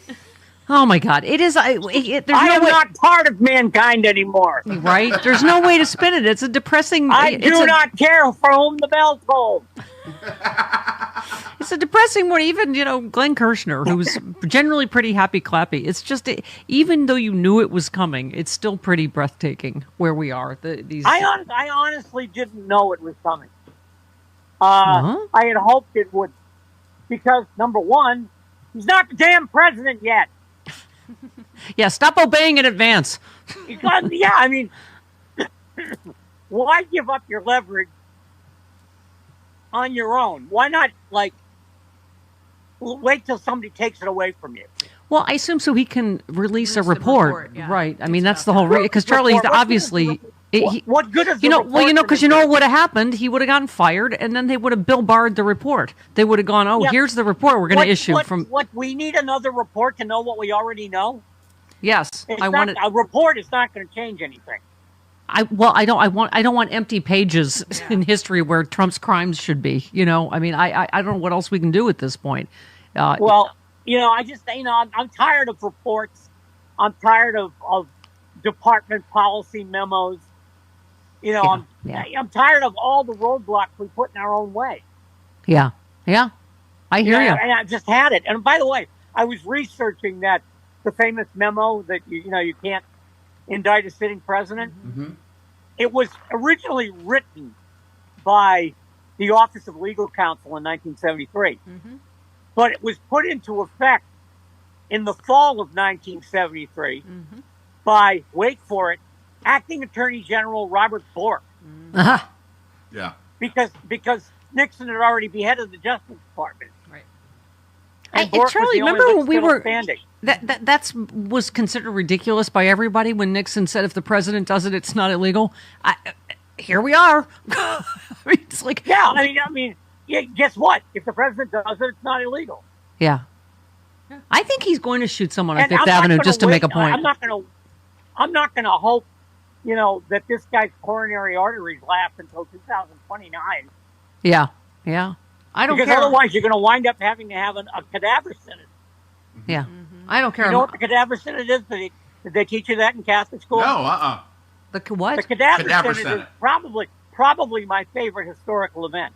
A pope dug up his predecessor, dressed the corpse in the papal robes, put him on trial, and convicted him. I'm down with it. Yeah. And then cut off his blessing fingers and threw the corpse into the Tiber. Yeah. Oh, someone that did mortician makeup for a living said that the makeup Trump is doing looks very much like what they used to do. Because, the lips aren't the same color. Right. And, whatever. Okay, Charlie, you write out of what seems to be the endless parade of wackadoos, smackbrains, rockheads, fanatics, lunatics, and general for brains that has been following Trump ever since he rode down the escalator and set the American idea of self-government on an express escalator to hell. None has been more ridiculous than Dr. Sebastian Gorka. You just, and you didn't think it could get more ridiculous, but I forgot. First of all, the guy has a Bond villain name. Greetings. But I'd forgotten. You said he copped a White House job in the first Trump administration thanks to the intervention of convicted felon Steve Bannon, because of course he did. Yeah. He spread so much misinformation on YouTube, they banned him from the platform. Wow, I didn't even know all the fun facts about this particular lunatic. Yeah, and he walks around wearing his father's Legion of Honor from Hungary. What? I mean, come on, man. So I'm turning into Joe Biden right now. This is because you wrote a piece last week on, the Onion buying InfoWars, because it's kind of perfect for our time, isn't it? You said the Onion said in a statement it plans to replace InfoWars' relentless barrage of disinformation with the Onion's noticeably less hateful disinformation. And you said, I won't be satisfied until Alex Jones one day asks a Sandy Hook parent for loose change from a steam grate in Times Square. But this isn't bad at all. It fits the ridiculousness of our time, doesn't it? Oh, sure it does. And the question is, which one of Trump's judges is going to prevent that sale? Right. Yeah. They better get that done before next. Oh, by the way, an added historical note: Trump will be inaugurated on Martin Luther King Day. Yes, he will. Oh, God. I remember that because that was going to be Kamala Harris's, and I guess not important now. Okay, so just in terms of but things, you're still doing the show, right? Yes, we're doing Sexy Liberal, the day of the Women's March, January 18th. That's you right. betcha. Okay, can I just say, even the headlines now you still are like, is this the Onion? RFK Jr. says shooting heroin helped him read. Helped him study better. What? Our new director of Health and Human Services is going to explain to you how, McDonald's steroids and heroin are actually really, really good for you. Yeah. That one got by me. I'm going to have to check. That sounds like a blog post for this. No. There's a clip. No. There's an actual clip of him saying that heroin really helped him study. Well, I mean, I realize that, musicians think heroin helps. Right. That's why there are so many great musicians who aren't making music anymore. except in the choir in Visibule. But, reading. How about this I thought one? Heroin made you fall asleep. It can. It also makes you puke. Oh, dear. Yeah. So, Ronald... Tolstoy makes me fall asleep, too, but for different reasons. Ronald tweeted, good thing Trump's new HHS Secretary RFK Jr. is an advocate for raw milk. That pasteurization stuff that saved hundreds of thousands of kids from bovine tuberculosis and other diseases is all deep state nonsense. I mean, I mean, do you get the feeling that, like, he's really turned into Lothar of the Hill People? He's doing everything. He's going to be handing out like slabs of raw bison meat on the lunch carts at HHS. Yeah, I can't anymore. I think I've stopped being able to even. Oh, by the You way, know who I do feel sorry Yes. for, and I don't remember her name, but she's the recently nominated candidate, and I guess you call him a candidate, I guess, for Secretary of Agriculture. Because boy, is she walking into a buzzsaw. Oh yeah. Kelly Loeffler. No, it's not. No, it's not Kelly Loeffler. It's she's somebody something else. else. Yeah, I don't know. Yeah, Kelly Because she Loeffler's is something walking else. into an absolute Canadian buzzsaw. Yeah. Oh, God. With which they make the lumber they're not going to send us anymore because, or either that or they're going to send us and we're going to wind up paying like $9 million per board foot for. Yeah. Okay. By the way, it just occurred to me, who is it? Oh, Pete Hegseth. Who's that? Who's the guy? He looks like the Bond character, the new head of Stephen Chung. He looks like Oddjob. Is it Oddjob? That awful new Trump spokesperson. He said the woman, the accuser, it's like, oh, this is all, liberal, deep state, blah, blah, blah. She was a Republican woman. She was at a Republican women's conference that accused Hegseth of rape. That's what they want you to believe. Okay. By the way, of all the whole parade of horribles, you wrote about the idea of private prisons, which you've talked about for quite a while. You said it seems the incoming administration is out to show that we haven't seen anything yet. The universe of corruption and inhumanity that's about to unfold is beyond anyone's possible imaginings. The business of America is about to be prisons. Yeah, this whole mass deportation thing. You're right. Well, yeah, they're going to have to put these people somewhere. Right. And I know that Stephen Miller would like to build, stalags out in the desert in Utah or Nevada. But my fear is they're going to build a whole bunch of new prisons. Everybody's going to get rich. And then people are going to start dying of easily resolved medical complaints because nobody cares whether they live or die. Yeah.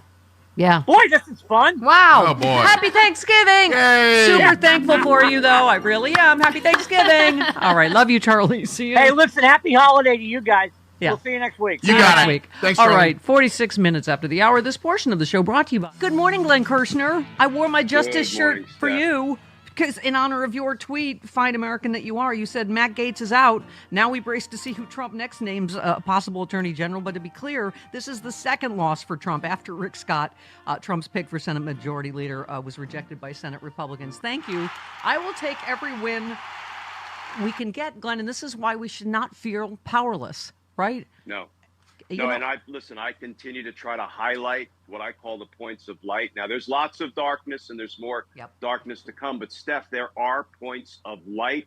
And I never in a million years thought I would talk about Senate Republicans being one of those points of light. But, listen, they have twice rejected Donald Trump right out of the blocks. Donald Trump wanted Rick Scott as Senate Majority Leader. They said, "Oh, heck no!" And he came in dead last in a three-man air quotes race. Right then, he puts Matt Gaetz up as Attorney General, and there were behind the scenes, maybe anonymous, maybe off the record, as many as 30 Republican senators who were like, "Oh, heck no! Oh, hell no! That's Yeah. two direct losses Yeah. out of the blocks for Donald 2 Trump. weeks after the courtesy of election. Senate Republicans, right? Yeah. Well, listen, now they've been reelected, so maybe they're less concerned about alienating Donald Trump's base and more concerned about protecting their own dang constituents. Yeah.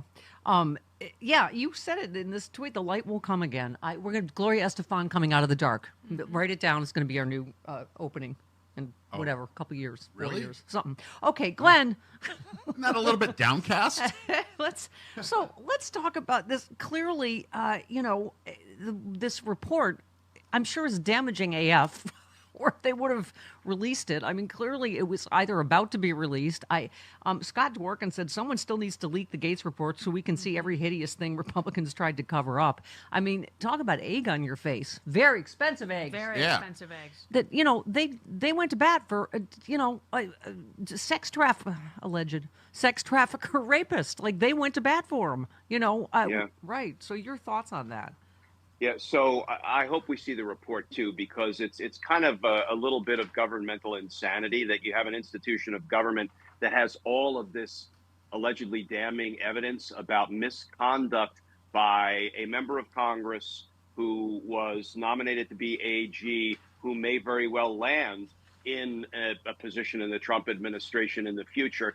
And yet the House of Representatives is going to bury that from the American people and continue to pull the wool over the eyes of the American people about one of their own government officials and why he's disqualified from, serving anybody and being installed in any position. That, to me, is just like governmental obscenity. Yeah, no, agreed. And can I just say, as you know, I got off the Merrick Garland train quite some time ago. But our friend Dino Badala said, as you hear all the evidence about Matt Gaetz and ask why wasn't Gaetz criminally charged by the DOJ, the answer is Merrick Garland. Again, Garland is the worst AG in our lifetime. John Fugelsang said Matt Gaetz has now removed more criminal insurrectionists from Congress in one day than Merrick Garland did in 4 years. I've heard all I tried to give him the benefit of the doubt as long as I could, but oh my God, the fact that he prosecuted Hunter Biden for stuff people never get prosecuted for. And I don't know. I understand. I've heard the things like, witnesses, but as you always say, Glenn, in a criminal trial, it's not generally Boy Scouts and Girl Scouts that testify against crooks, right? Yeah. It actually, looking back, does feel like there were political calculations potentially going on. I'm not going to accuse the Department of Justice of that, but when we look back in recent years, Steph, they prosecuted Democrat Senator Bob Menendez, the Democrat son of a Democrat President, Hunter Biden. They've indicted Democrat Representative Henry Cuellar out in Texas. They indicted a Democrat mayor of New York City. And yet how many Republicans, including those Republicans who asked for pardons because they knew they'd committed crimes on and around January 6th, and they wanted to get away with those crimes, how many Republicans have been held accountable for their crimes? Matt Gaetz, for example, very few, maybe George Santos. Yeah. So it doesn't, it actually, when you look at it as a whole, it does look political. It looks wrong.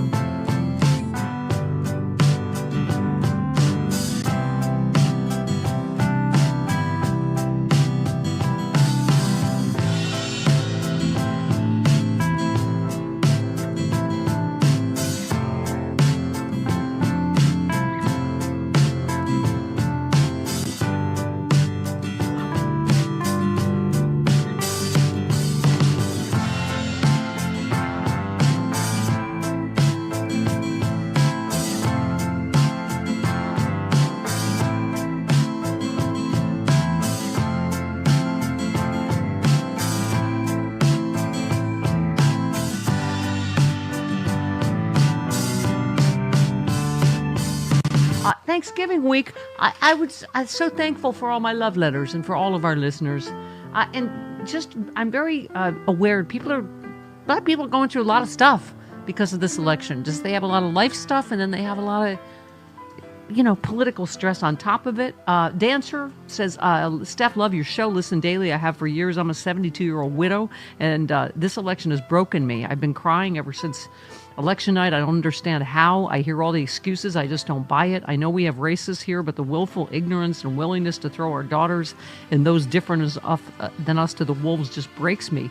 This time of year is especially difficult for me. I lost my husband years ago in late October, then lost my daughter in November years later after leaving me her 6-year-old daughter to raise. I also have a disabled veteran son that's angry about the election results.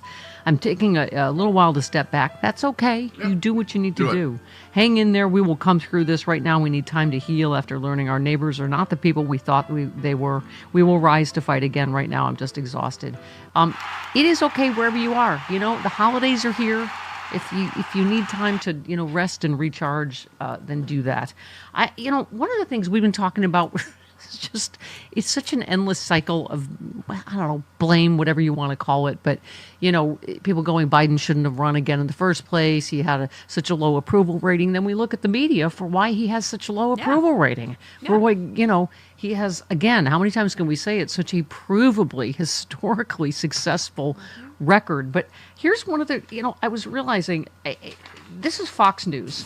Because I do watch clips, I click on story just to see what it's like in their world. And in their world, I guess Biden's already been dead for 4 years, essentially. Critics and others showered mockery on President Biden's trip to the Amazon rainforest. This was last week, by claiming he wandered into the jungle after his speech there. But the full video shows this to be false. How many times did they do this? Right? On Fox, on mainstream media, where they didn't show, the people he was waving to, so they're trying to make it look like he was waving to nobody.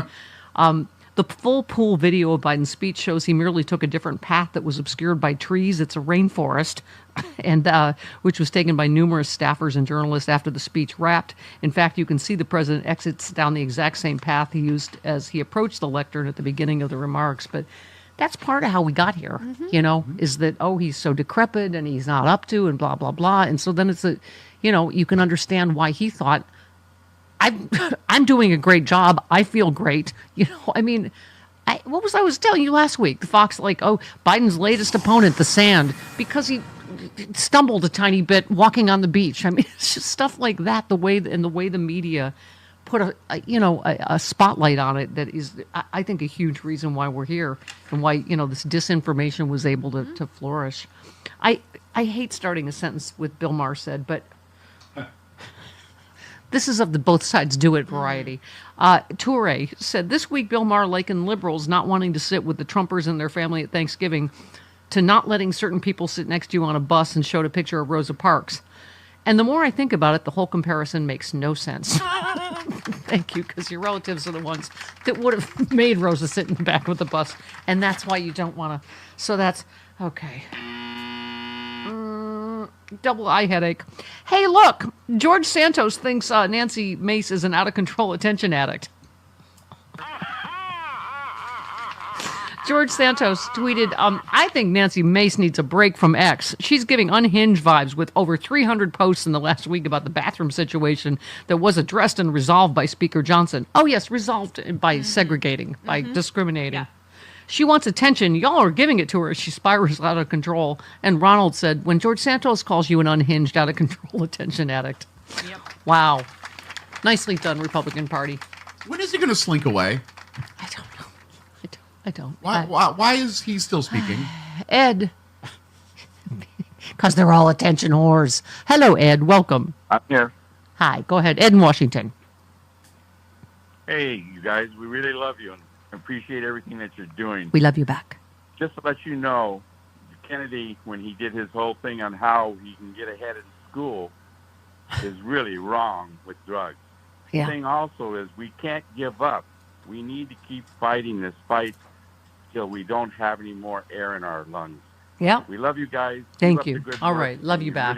Yeah, are those going to be the new ads? Heroin helps you study, kids. Hi, I'm the Director of Health and Human Services. Yep, let's go. Drink your raw milk. Take your heroin. I just read something that raw milk, now, there's bird flu in raw milk in California. Yeah. Oh, fantastic. I wonder what that's going to do to the price of eggs. Huh. Oh, and also, can we get a vaccine for that? No. Wow, it's a dark and stormy night. There's no best of times. It's just the worst of times. All right. Rachel Bittekoffer's next.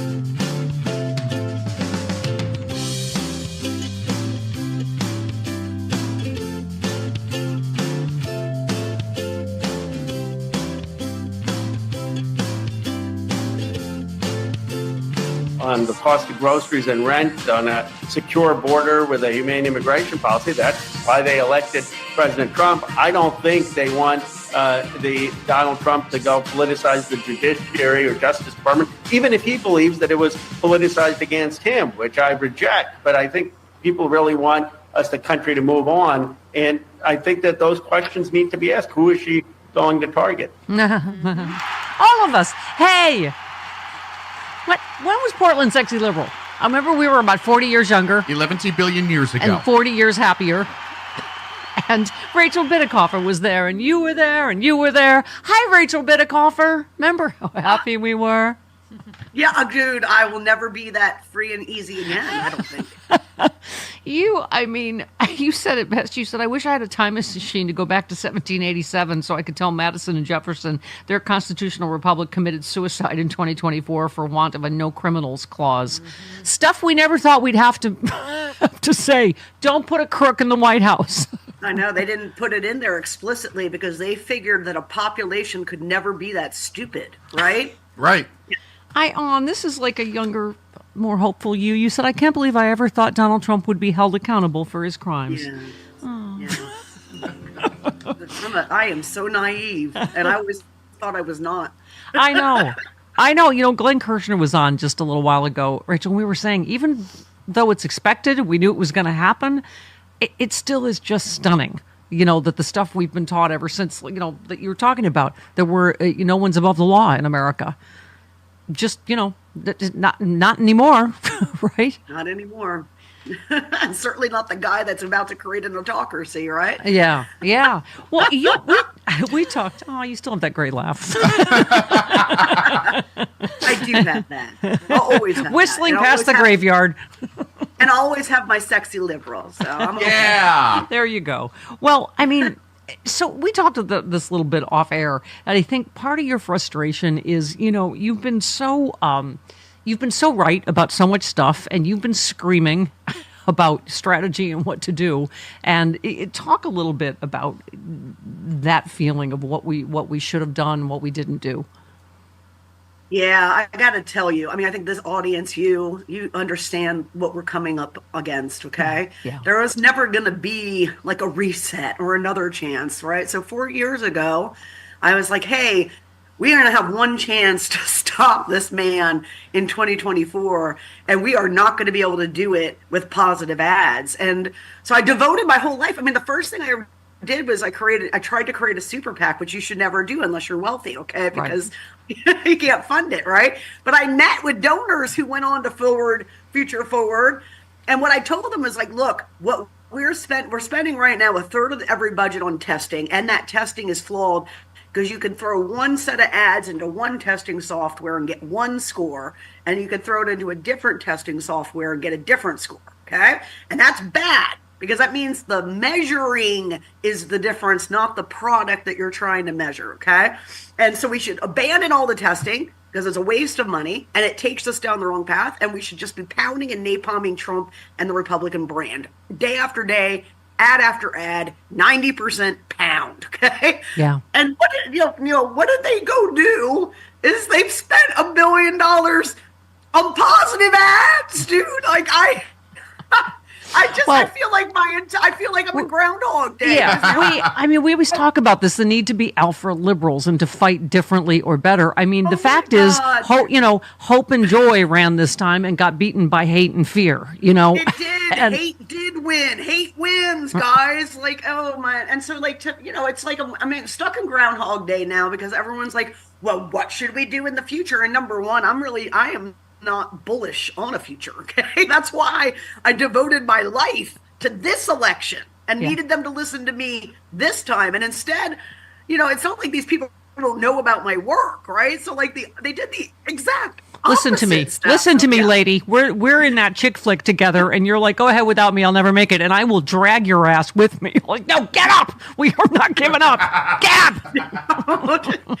No doubt. I need it right now, man. I mean, we all do. We all I've been on the phone with our friend Bob Seska. I've been, with Jody, with other, JoJo from Jurors, other people we love, just, because we all need to lift each other up now, because we're all like this, going through, like menopause and puberty again, all over again.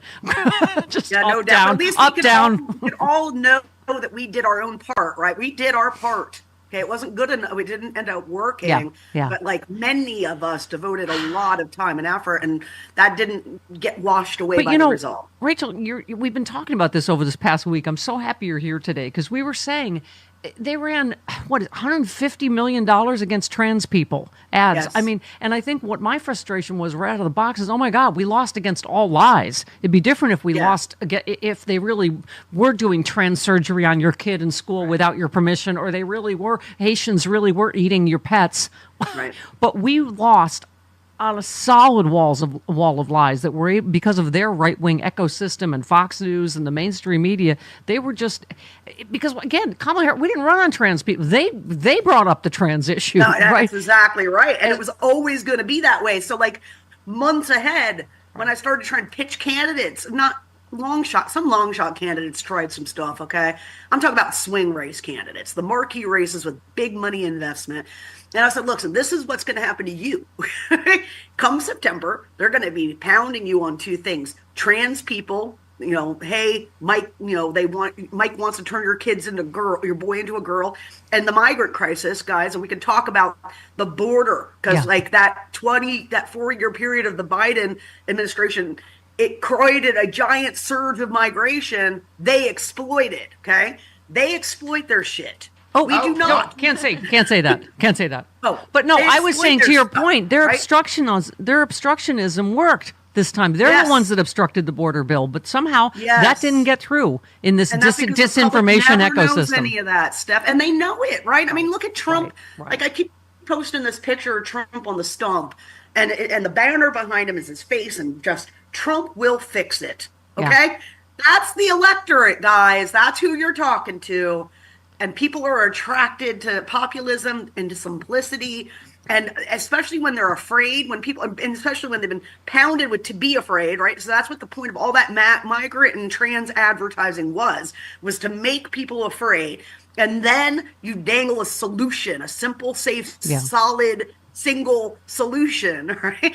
And it sucks because it'd be one thing like if we were talking about this and we never saw any of this coming, okay? But if you spent 4 years of your life knowing it was coming and telling people and then having a guide they could use to prevent it, it could be a little painful. And I mean, let's start there. Let's forget all his crimes. That he had the worst, most disastrous presidency ever, and was able to get reelected because our information system seems to just memory hole all that crap. And I've been using data to make my points, right? So I've been showing people. Listen. The messaging of a campaign is not set by what they say on the stump or even in the debate. Okay, which some people actually do watch. No one watches the rest of the stuff, the conventions or any of it. The message of the campaign is what they put the paid advertising behind. Okay, and we have the data, so we can see, right? Trump is all centralized on immigration and trans. Almost everything is that. Almost none of it was positive. Almost none of it. Like 90% was negative. Yeah. And then on our side, it's this and that and this and that.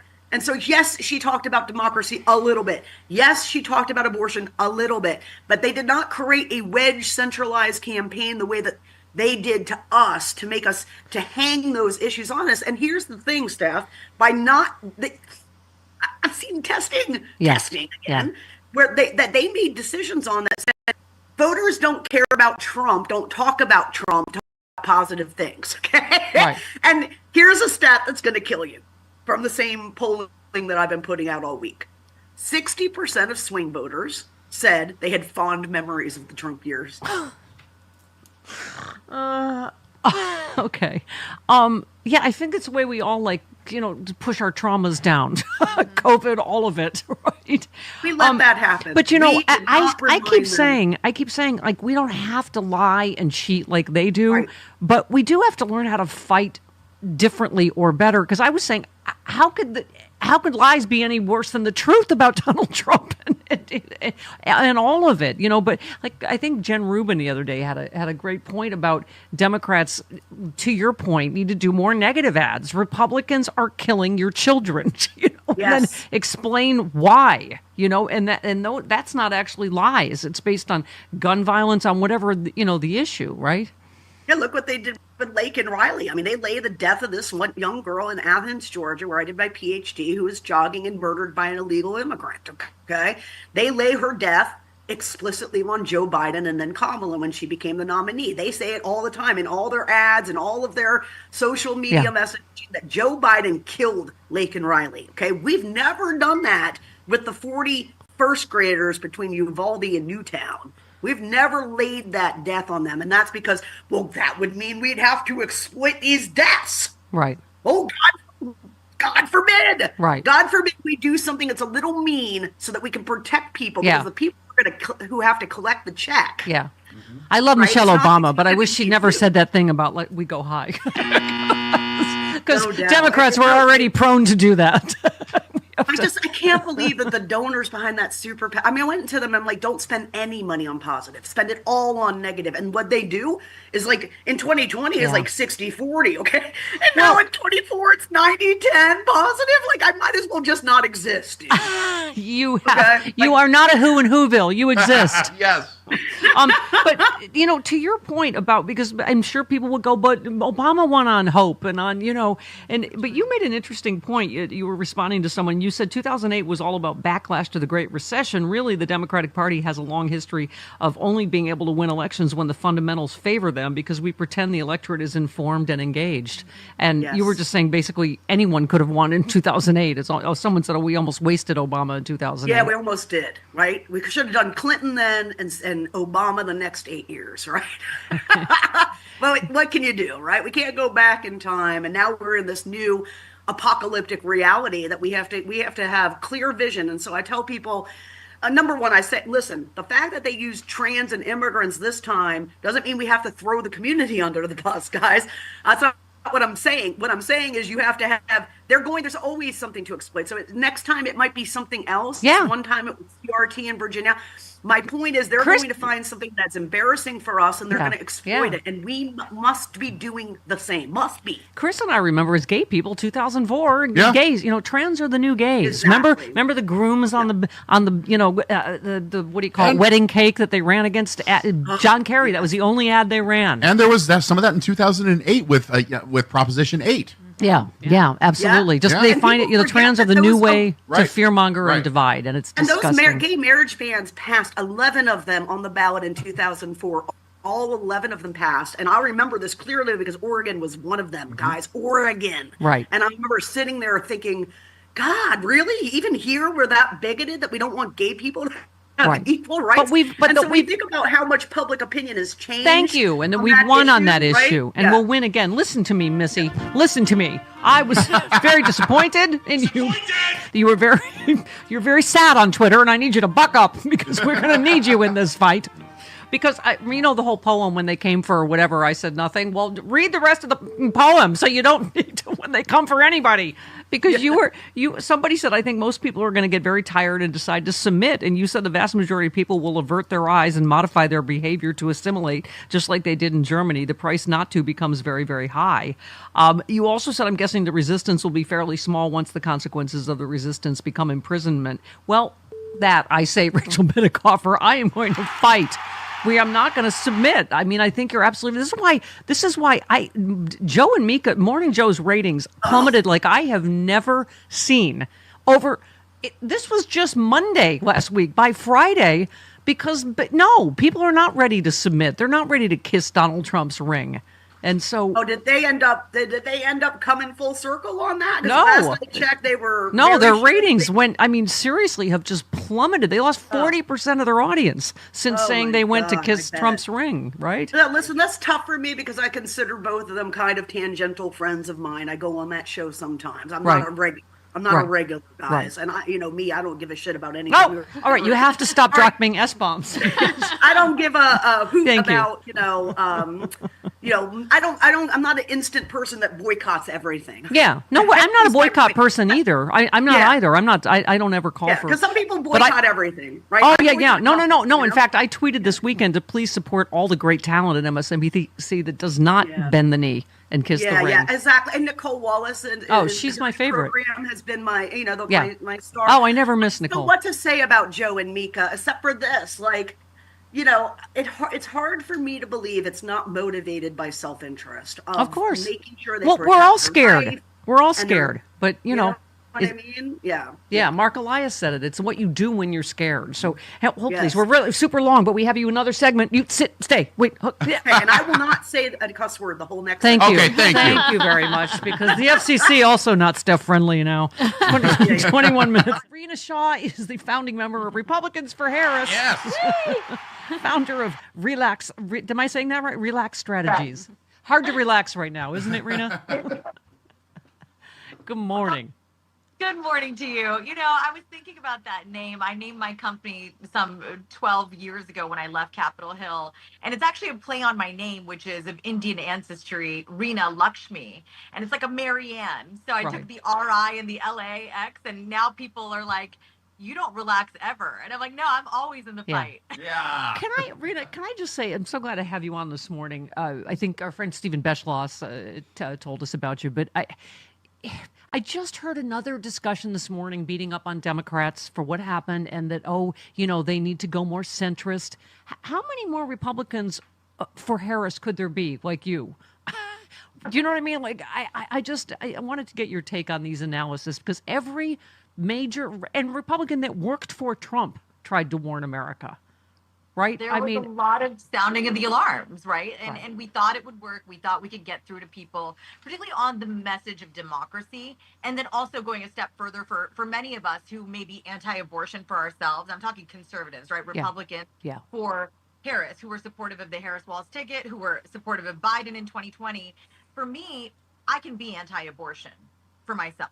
Right. But I can be pro-choice for other women. And so then that just puts me in the pro-choice camp. Right. So going a step further on that, there was a democracy argument, there was a reproductive rights, care, and access argument. And essentially what we saw was people were willing to say, you know what, that stuff may matter to me, but some other things matter a little bit more. And I think those other things were obviously the feeling of the economy, the cost of living being very burdensome, and then just geopolitical tensions that weren't there when Trump was in office.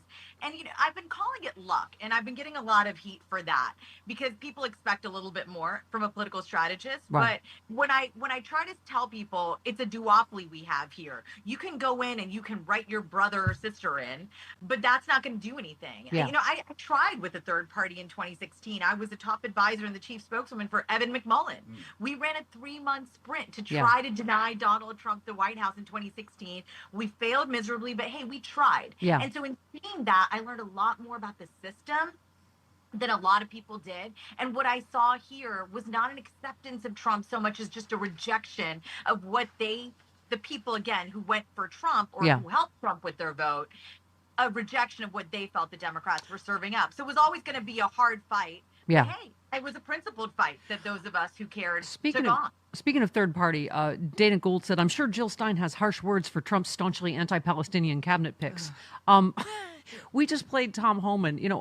Everybody's been talking about, Latinos that have been interviewed on TV and elsewhere that were literally have undocumented relatives. They're like, oh, well, they don't mean us.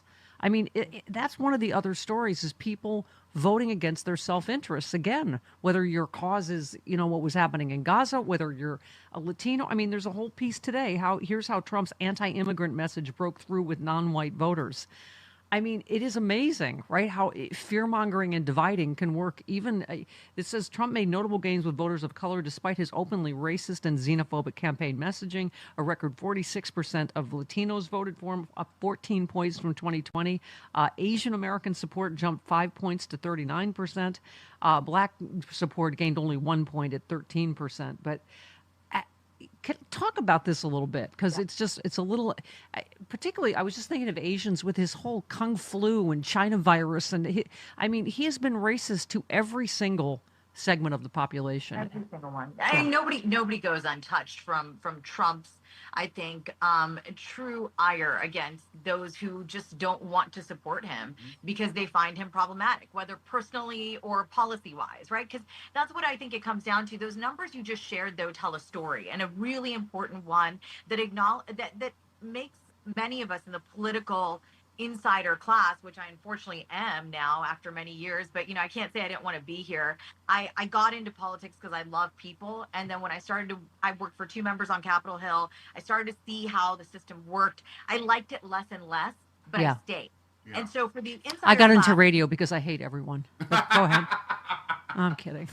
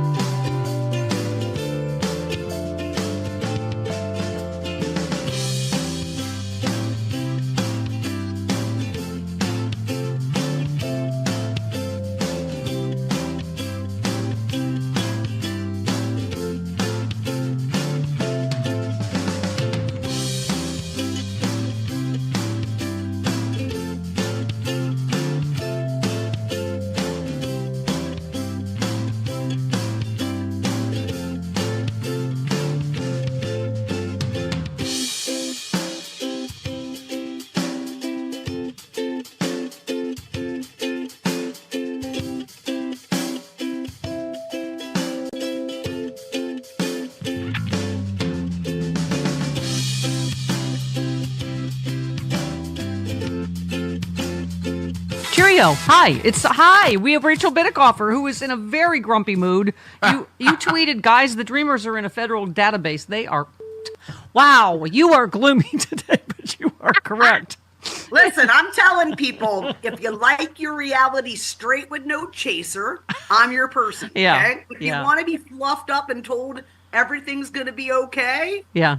then I'm not the person to follow because I deal in reality. Yeah. Unfortunately, this is the America we live in. You were right. We should have gone more negative. I mean, we were saying off air, we thought, isn't it obvious the negative about Donald Trump? He's literally the worst human in the world that had the worst administration in history. But it's just, I guess you're right. I keep coming back to, Rachel, it's disinformation because we didn't lose on actual issues. The most of the America, as evidenced, right, by a lot of the ballot measures, most Americans agree with us on most of the issues, right? So that's I mean, listen, let's talk about the Trump voter, okay? I don't know what the number was, 73 million or 68 or whatever the number of people that voted for him. Of that 68, 40 million of them are MAGA believers. And these people are insane. That's why we're in trouble, okay? Yeah. Because they believe Fauci should be in jail, Jack Smith should be in jail, Trump was completely innocent. We're people who mutilate children and should be in jail. But the other half of that, Stephanie, are the low information people. Yep. And they were voting for cheap gas, and because they heard Donald Trump was a successful businessman. That's all they know about Donald Trump because they don't read or watch any news. And our job was to tell them about Donald Trump. Yep. And you stay in the fight with me, lady. You stay in the fight with me. I love you. Rachel Bidicoffer. Follow her. Worship her. Thank you.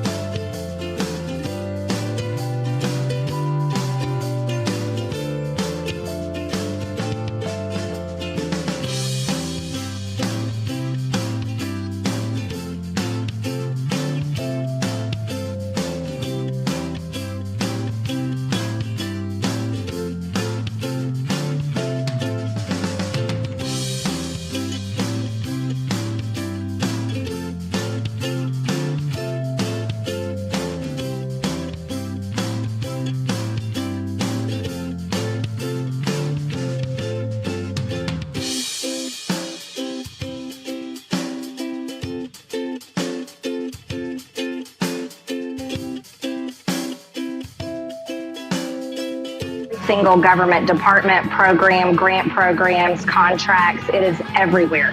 And so when we look into a deep dive into this massive problem that's caused America to be $36 trillion in debt, we're going to have to go into all kinds of buckets. And that's how I'll be separating things on the Oversight Subcommittee on DOGE. We'll be looking at everything from government-funded media programs like NPR that spread nothing but Democrat propaganda. We'll be going into grant programs that fund things like sex apps in Malaysia, toilets in Africa, all kinds of programs that don't help the American people. I want to talk to the people at the Pentagon and ask them why they can't find billions of dollars every single year and why they fail their audit. Wow, you know who's going to blow up the deficit? Donald Trump with the tax cuts for the rich again. That's Marjorie Taylor Greene, by the way. Okay. Yeah. Oh, I see. The NPR will also be, okay, so it'll only be state TV. They're going to try to, make sure that MSNBC can't be sold. And so, just state TV. And we will always been at war with East Asia. Okay. AOC mocked the hilarious news that Marjorie Taylor Greene was appointed to chair this. It's the Department of Government Efficiency, run by two different people that have no experience in government, and Marjorie Taylor Greene, who's gotten nothing done in government ever. It's so efficient to have another branch of government hired. She's boinked a CrossFit coach or two. There you go. AOC says she barely shows up. She doesn't do the reading. To borrow a phrase I saw elsewhere, it's like giving someone an unplugged controller. I'm actually dying at these two now getting assigned to the privilege of working with MTG. This is hilarious, actually. Enjoy, fellas. Very prestigious post you have there. Wow, that's quite the treat to get to work with Marjorie Taylor Greene. Oh, in a totally unrelated story, Lauren Boebert is asking her fans to pay $250 for personal advice and pep talks on Cameo. Now, do you pay more for advice on a Handy J or a BJ? Which one is more? Or vaping. Or are they the same price? Or vaping. She teaches you how to vape. Right. There you go. Yeah. Matt Gaetz also recently joined Cameo, if you'd like some advice from Rapey McForehead.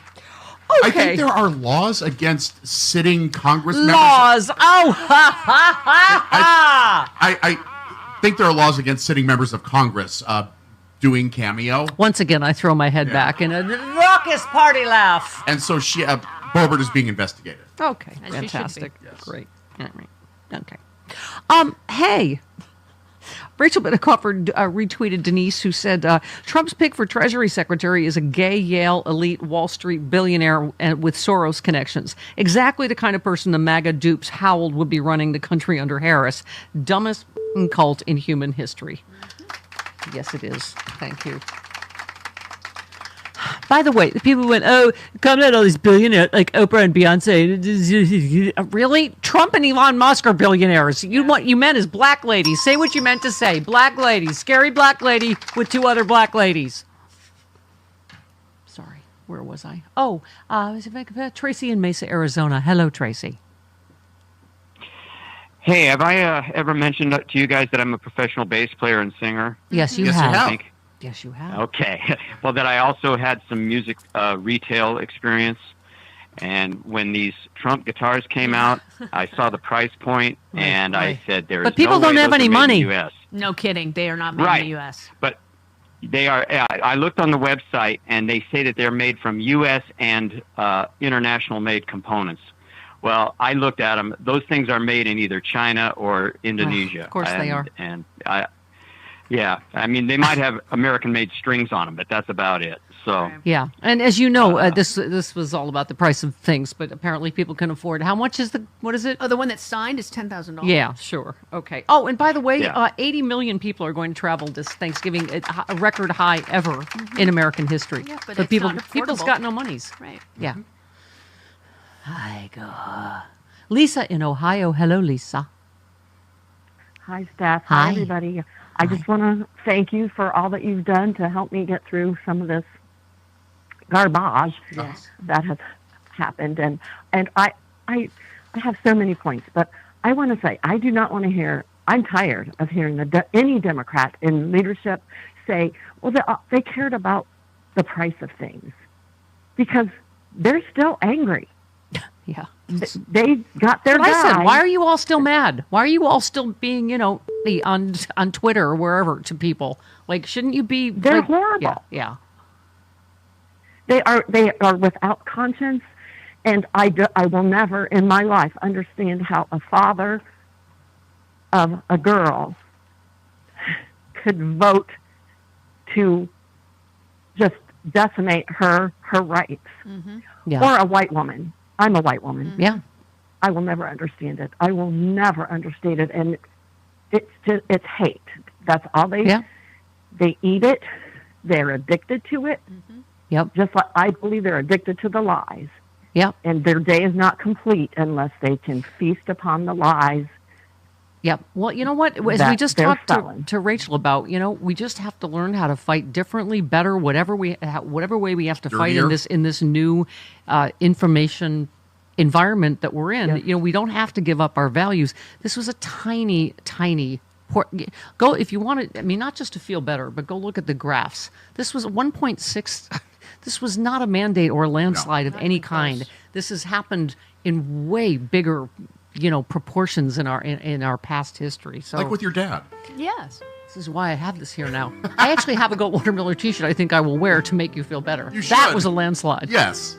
That was a mandate. That was a mandate. Thank you. Anne says, hello all, I'm a longtime listener. Your wonderful insanity helps keep me sane. I think that's our public service, is that people are like, no matter how crazy I feel, look at that poor crazy bitch in that basement. Dear God. With these color walls. She chose that color? You did choose this color, didn't you? Listen, it is a lifetime of disastrous choices, as Chris can tell you, and often does. Thank you for keeping things real by broadcasting from your basement instead of some slick corporate studio where your values get pushed out the window. Oh, and I don't have any choice. Slick corporate studios have engineers. I don't. It's not like I have a choice. Yeah. It's not like I've turned down a slick corporate studio. When something goes wrong in a slick corporate studio, it gets fixed. I'm told they can fix it. Yes. Quickly, usually. Because they have staff. I do wish you the salary of the slick corporate media job. Just hang on to your sense of humor. Oh, there's no chance of a slick corporate media salary, and so thank you for your concern. I'm 95% certain the "Oh Bitch Please" is Katie Seagal in "Come Back to the Five and Dime." Jimmy Dean, the play. Cher may have also said it in the movie. No? No. Do we know for sure? Yes. Wouldn't that be something? That'd be one nice thing we could take from this year, is if we actually find out where that quote is from. Just saying, because we're going to need it in the Trump administration. Okay. Oh, bitch, please take your line of bull down to the corner market and sell it there, because this five and dime isn't buying your line today. Just because It's not Cher. It could be Katie Seagal. It's either Katie Seagal or Allison people Janney. think it's from Come Back to the Five and Dime, Jimmy Dean, Because because of it that. has the words five and dime. Right. But that's Yeah, that's but not it's right. not. It's not. Right. I wasn't done with these statements from the bassinet of the 45th president. He And 47th president. I just think I'm gonna barf. I mean, do you have to pile on? He leveled a late night attack. So the colicky middle of the night tweets are not going No, they're anywhere, not or going. troths or whatever the hell they are, against the New York Times, demanded an apology for its recent coverage of him. Really? We demand an apology for their coverage of Biden. So there. He singled out Maggie Haberman. Maggie Haberman, a third-rate writer, fourth-rate intellect, writes story after story, always terrible, and yet I almost never speak to her. They do no fact-checking because facts don't matter to them. I believe all the fact-checkers of Donald Trump have now exploded. Yes.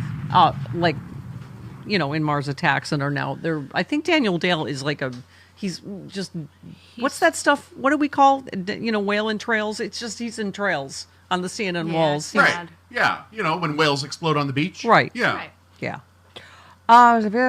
Haberman recently reported about Trump aide Natalie Harp. Tell me this is not a cult, Jody. She wrote a series of love letters to Donald Trump, with one letter declaring, "You are all that matters to me," and another thanking him for being her guardian and protector in this life. Oh my God. Are we seriously? It's not just a cult. Are we under some mass psychosis? Get help for your daddy issues or whatever. Dear Jesus. She wants the to be his rapist. fourth You wife. wrote to the rapist. Pardon me. She wants to be his fourth wife. Dear God. All right. Where am I? Blah blah blah blah blah blah. Oh, Bill in Jersey. Hi, Bill. Hello, Bill. Bill in New Jersey. We can hear you breathing. Bill in New Jersey. Okay, let's try Dean in Oregon. Hello, where Rachel Bittercoffer hails from. Hi, Dean. Hello, Dean. Hello. Hi, go ahead. Hey, I was there September 7th for your great show in Portland Thank you. and loved everybody. I could not believe Frangela's turning black bit. That was just remarkable and funny. Yes, they are magic. Anyway, since then, I had a little problem. My defibrillator kicked in. Oh, no. Uh-oh. And sent me to the hospital, and they put 2 stents in my aorta. Ew. So I'm back and feeling great. Oh, and good. Loving your show, as always. Thank you, Dean. Can I do a bit of B-level comedy? Sure. Oh, absolutely. That would be an upgrade for us. Go ahead. Yeah, we're usually D. Hello. Hello. Go ahead, Dean. Okay. I have a Dick Cheney autograph model defibrillator. Mm-hmm.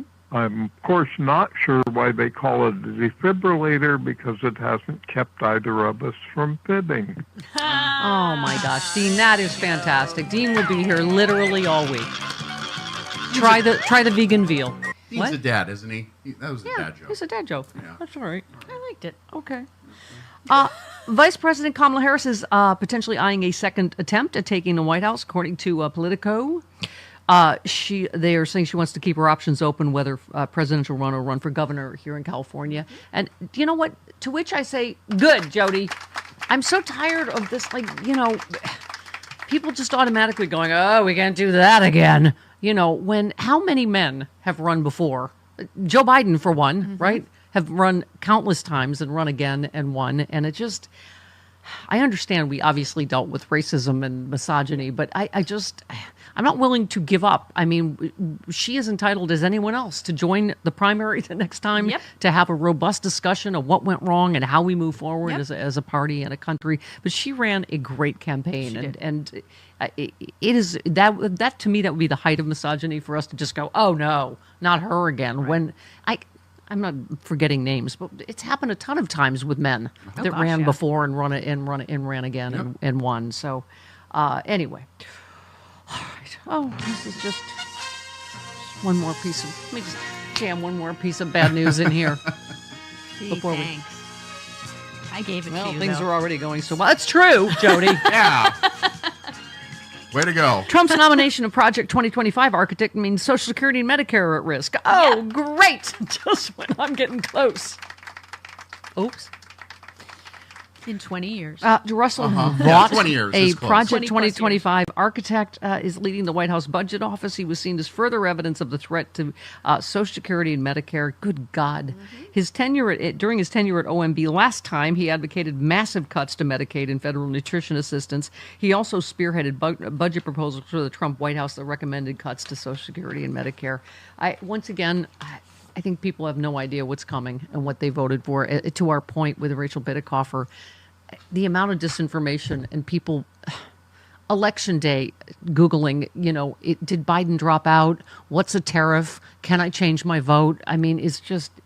We have a person saying it's Marsha Mason in The Goodbye Girl. She said she just watched it, and she says it to Richard Dreyfuss as he comes to her apartment to apologize. We've heard Goodbye Girl. She calls him bitch. I don't feel like that's. Here's one I just got. I don't feel like that's in a Neil Simon movie. Here's one I just got on Blue Sky. The line "Oh bitch, please," you can take that BS. The five and dime is from the play "Streetcar Named Desire" by Tennessee Williams, and it's spoken by the character Stella Dubois. No. No, it's not. Oh no, we brought it up again, leading to a whole nother spate. Yeah. I'm almost certain I was a Neil Simon fan growing up and studying theater at USC. I don't think he started a line to Oh, no. That's not in his... to a man. That's not in Bitch, Neil please. Simon's vocabulary. I don't think so. Okay, 48 minutes after the hour. This portion. Oh, thank God. There was panic in the land when you weren't here last week. Ooh, I know people were freaked out. I just had a death in the family. It wasn't a reaction to whatever the heck happened. I know, and we'll send you love and all kinds of light. So, by the way, can I just say to Jasmine Crockett's point, we were talking earlier to a strategist about how, Trump was able to fearmonger and divide even among people of, some people of color, Latinos in particular, in terms of, this economic message to blame everything on some other brown person. And I just thought it was interesting. For all of the scare we heard about black people, like, black people aren't going to vote for, 85% still voted for Kamala Harris. This part of the story, black support for Trump doesn't indicate any sort of realignment. 85% of black voters back Kamala Harris. And it's the thing that I hear all the time is that thank you, black people, for loving a country that didn't love you back, that doesn't love you back in many ways. No, you know what? This is the thing. And I want to, and back to Jasmine Crockett's point. We as black women have mammied this country. We have raised children. We have wet nursed children that weren't ours. That is how much we have cared for this country out of our bodies, besides the blood that has been spilled. Okay? So at the end of the day, we love this country because the black people, the black culture that lives here, we don't know nothing else. We can't, they're really, at the end of the day, this is our country. Well, and can I just say, this part of the 85% of black voters backed Harris but there was widespread dissatisfaction with the economy under President Joe Biden. I keep saying, not the economy, people's perception of the economy. Yes. Because of the mainstream media and the right-wing lies and that right-wing. But can I just say, I think it was about 13% supported Trump of black people. It's about the same. So, black people were the only people that didn't fall for the okey doke, frankly. Thank you. I don't know why we're even talking about the black vote. She gained black voters. Yeah. Okay. The black voters are not responsible. In fact, they're the only group that isn't responsible for this. Black people overwhelmingly, and exactly as they did before. And then actually black men, they went up. Yeah. So who didn't were Latinos. Who did? Latino men, young men, especially of every stripe, Asians. Yeah. And as usual, we're running into the white woman problem. Thank you. Of white feminism. And what we mean by white feminist is not you're a feminist who's white. White feminism is a specific form of feminism that focuses on the gains made by white women and doesn't, and always.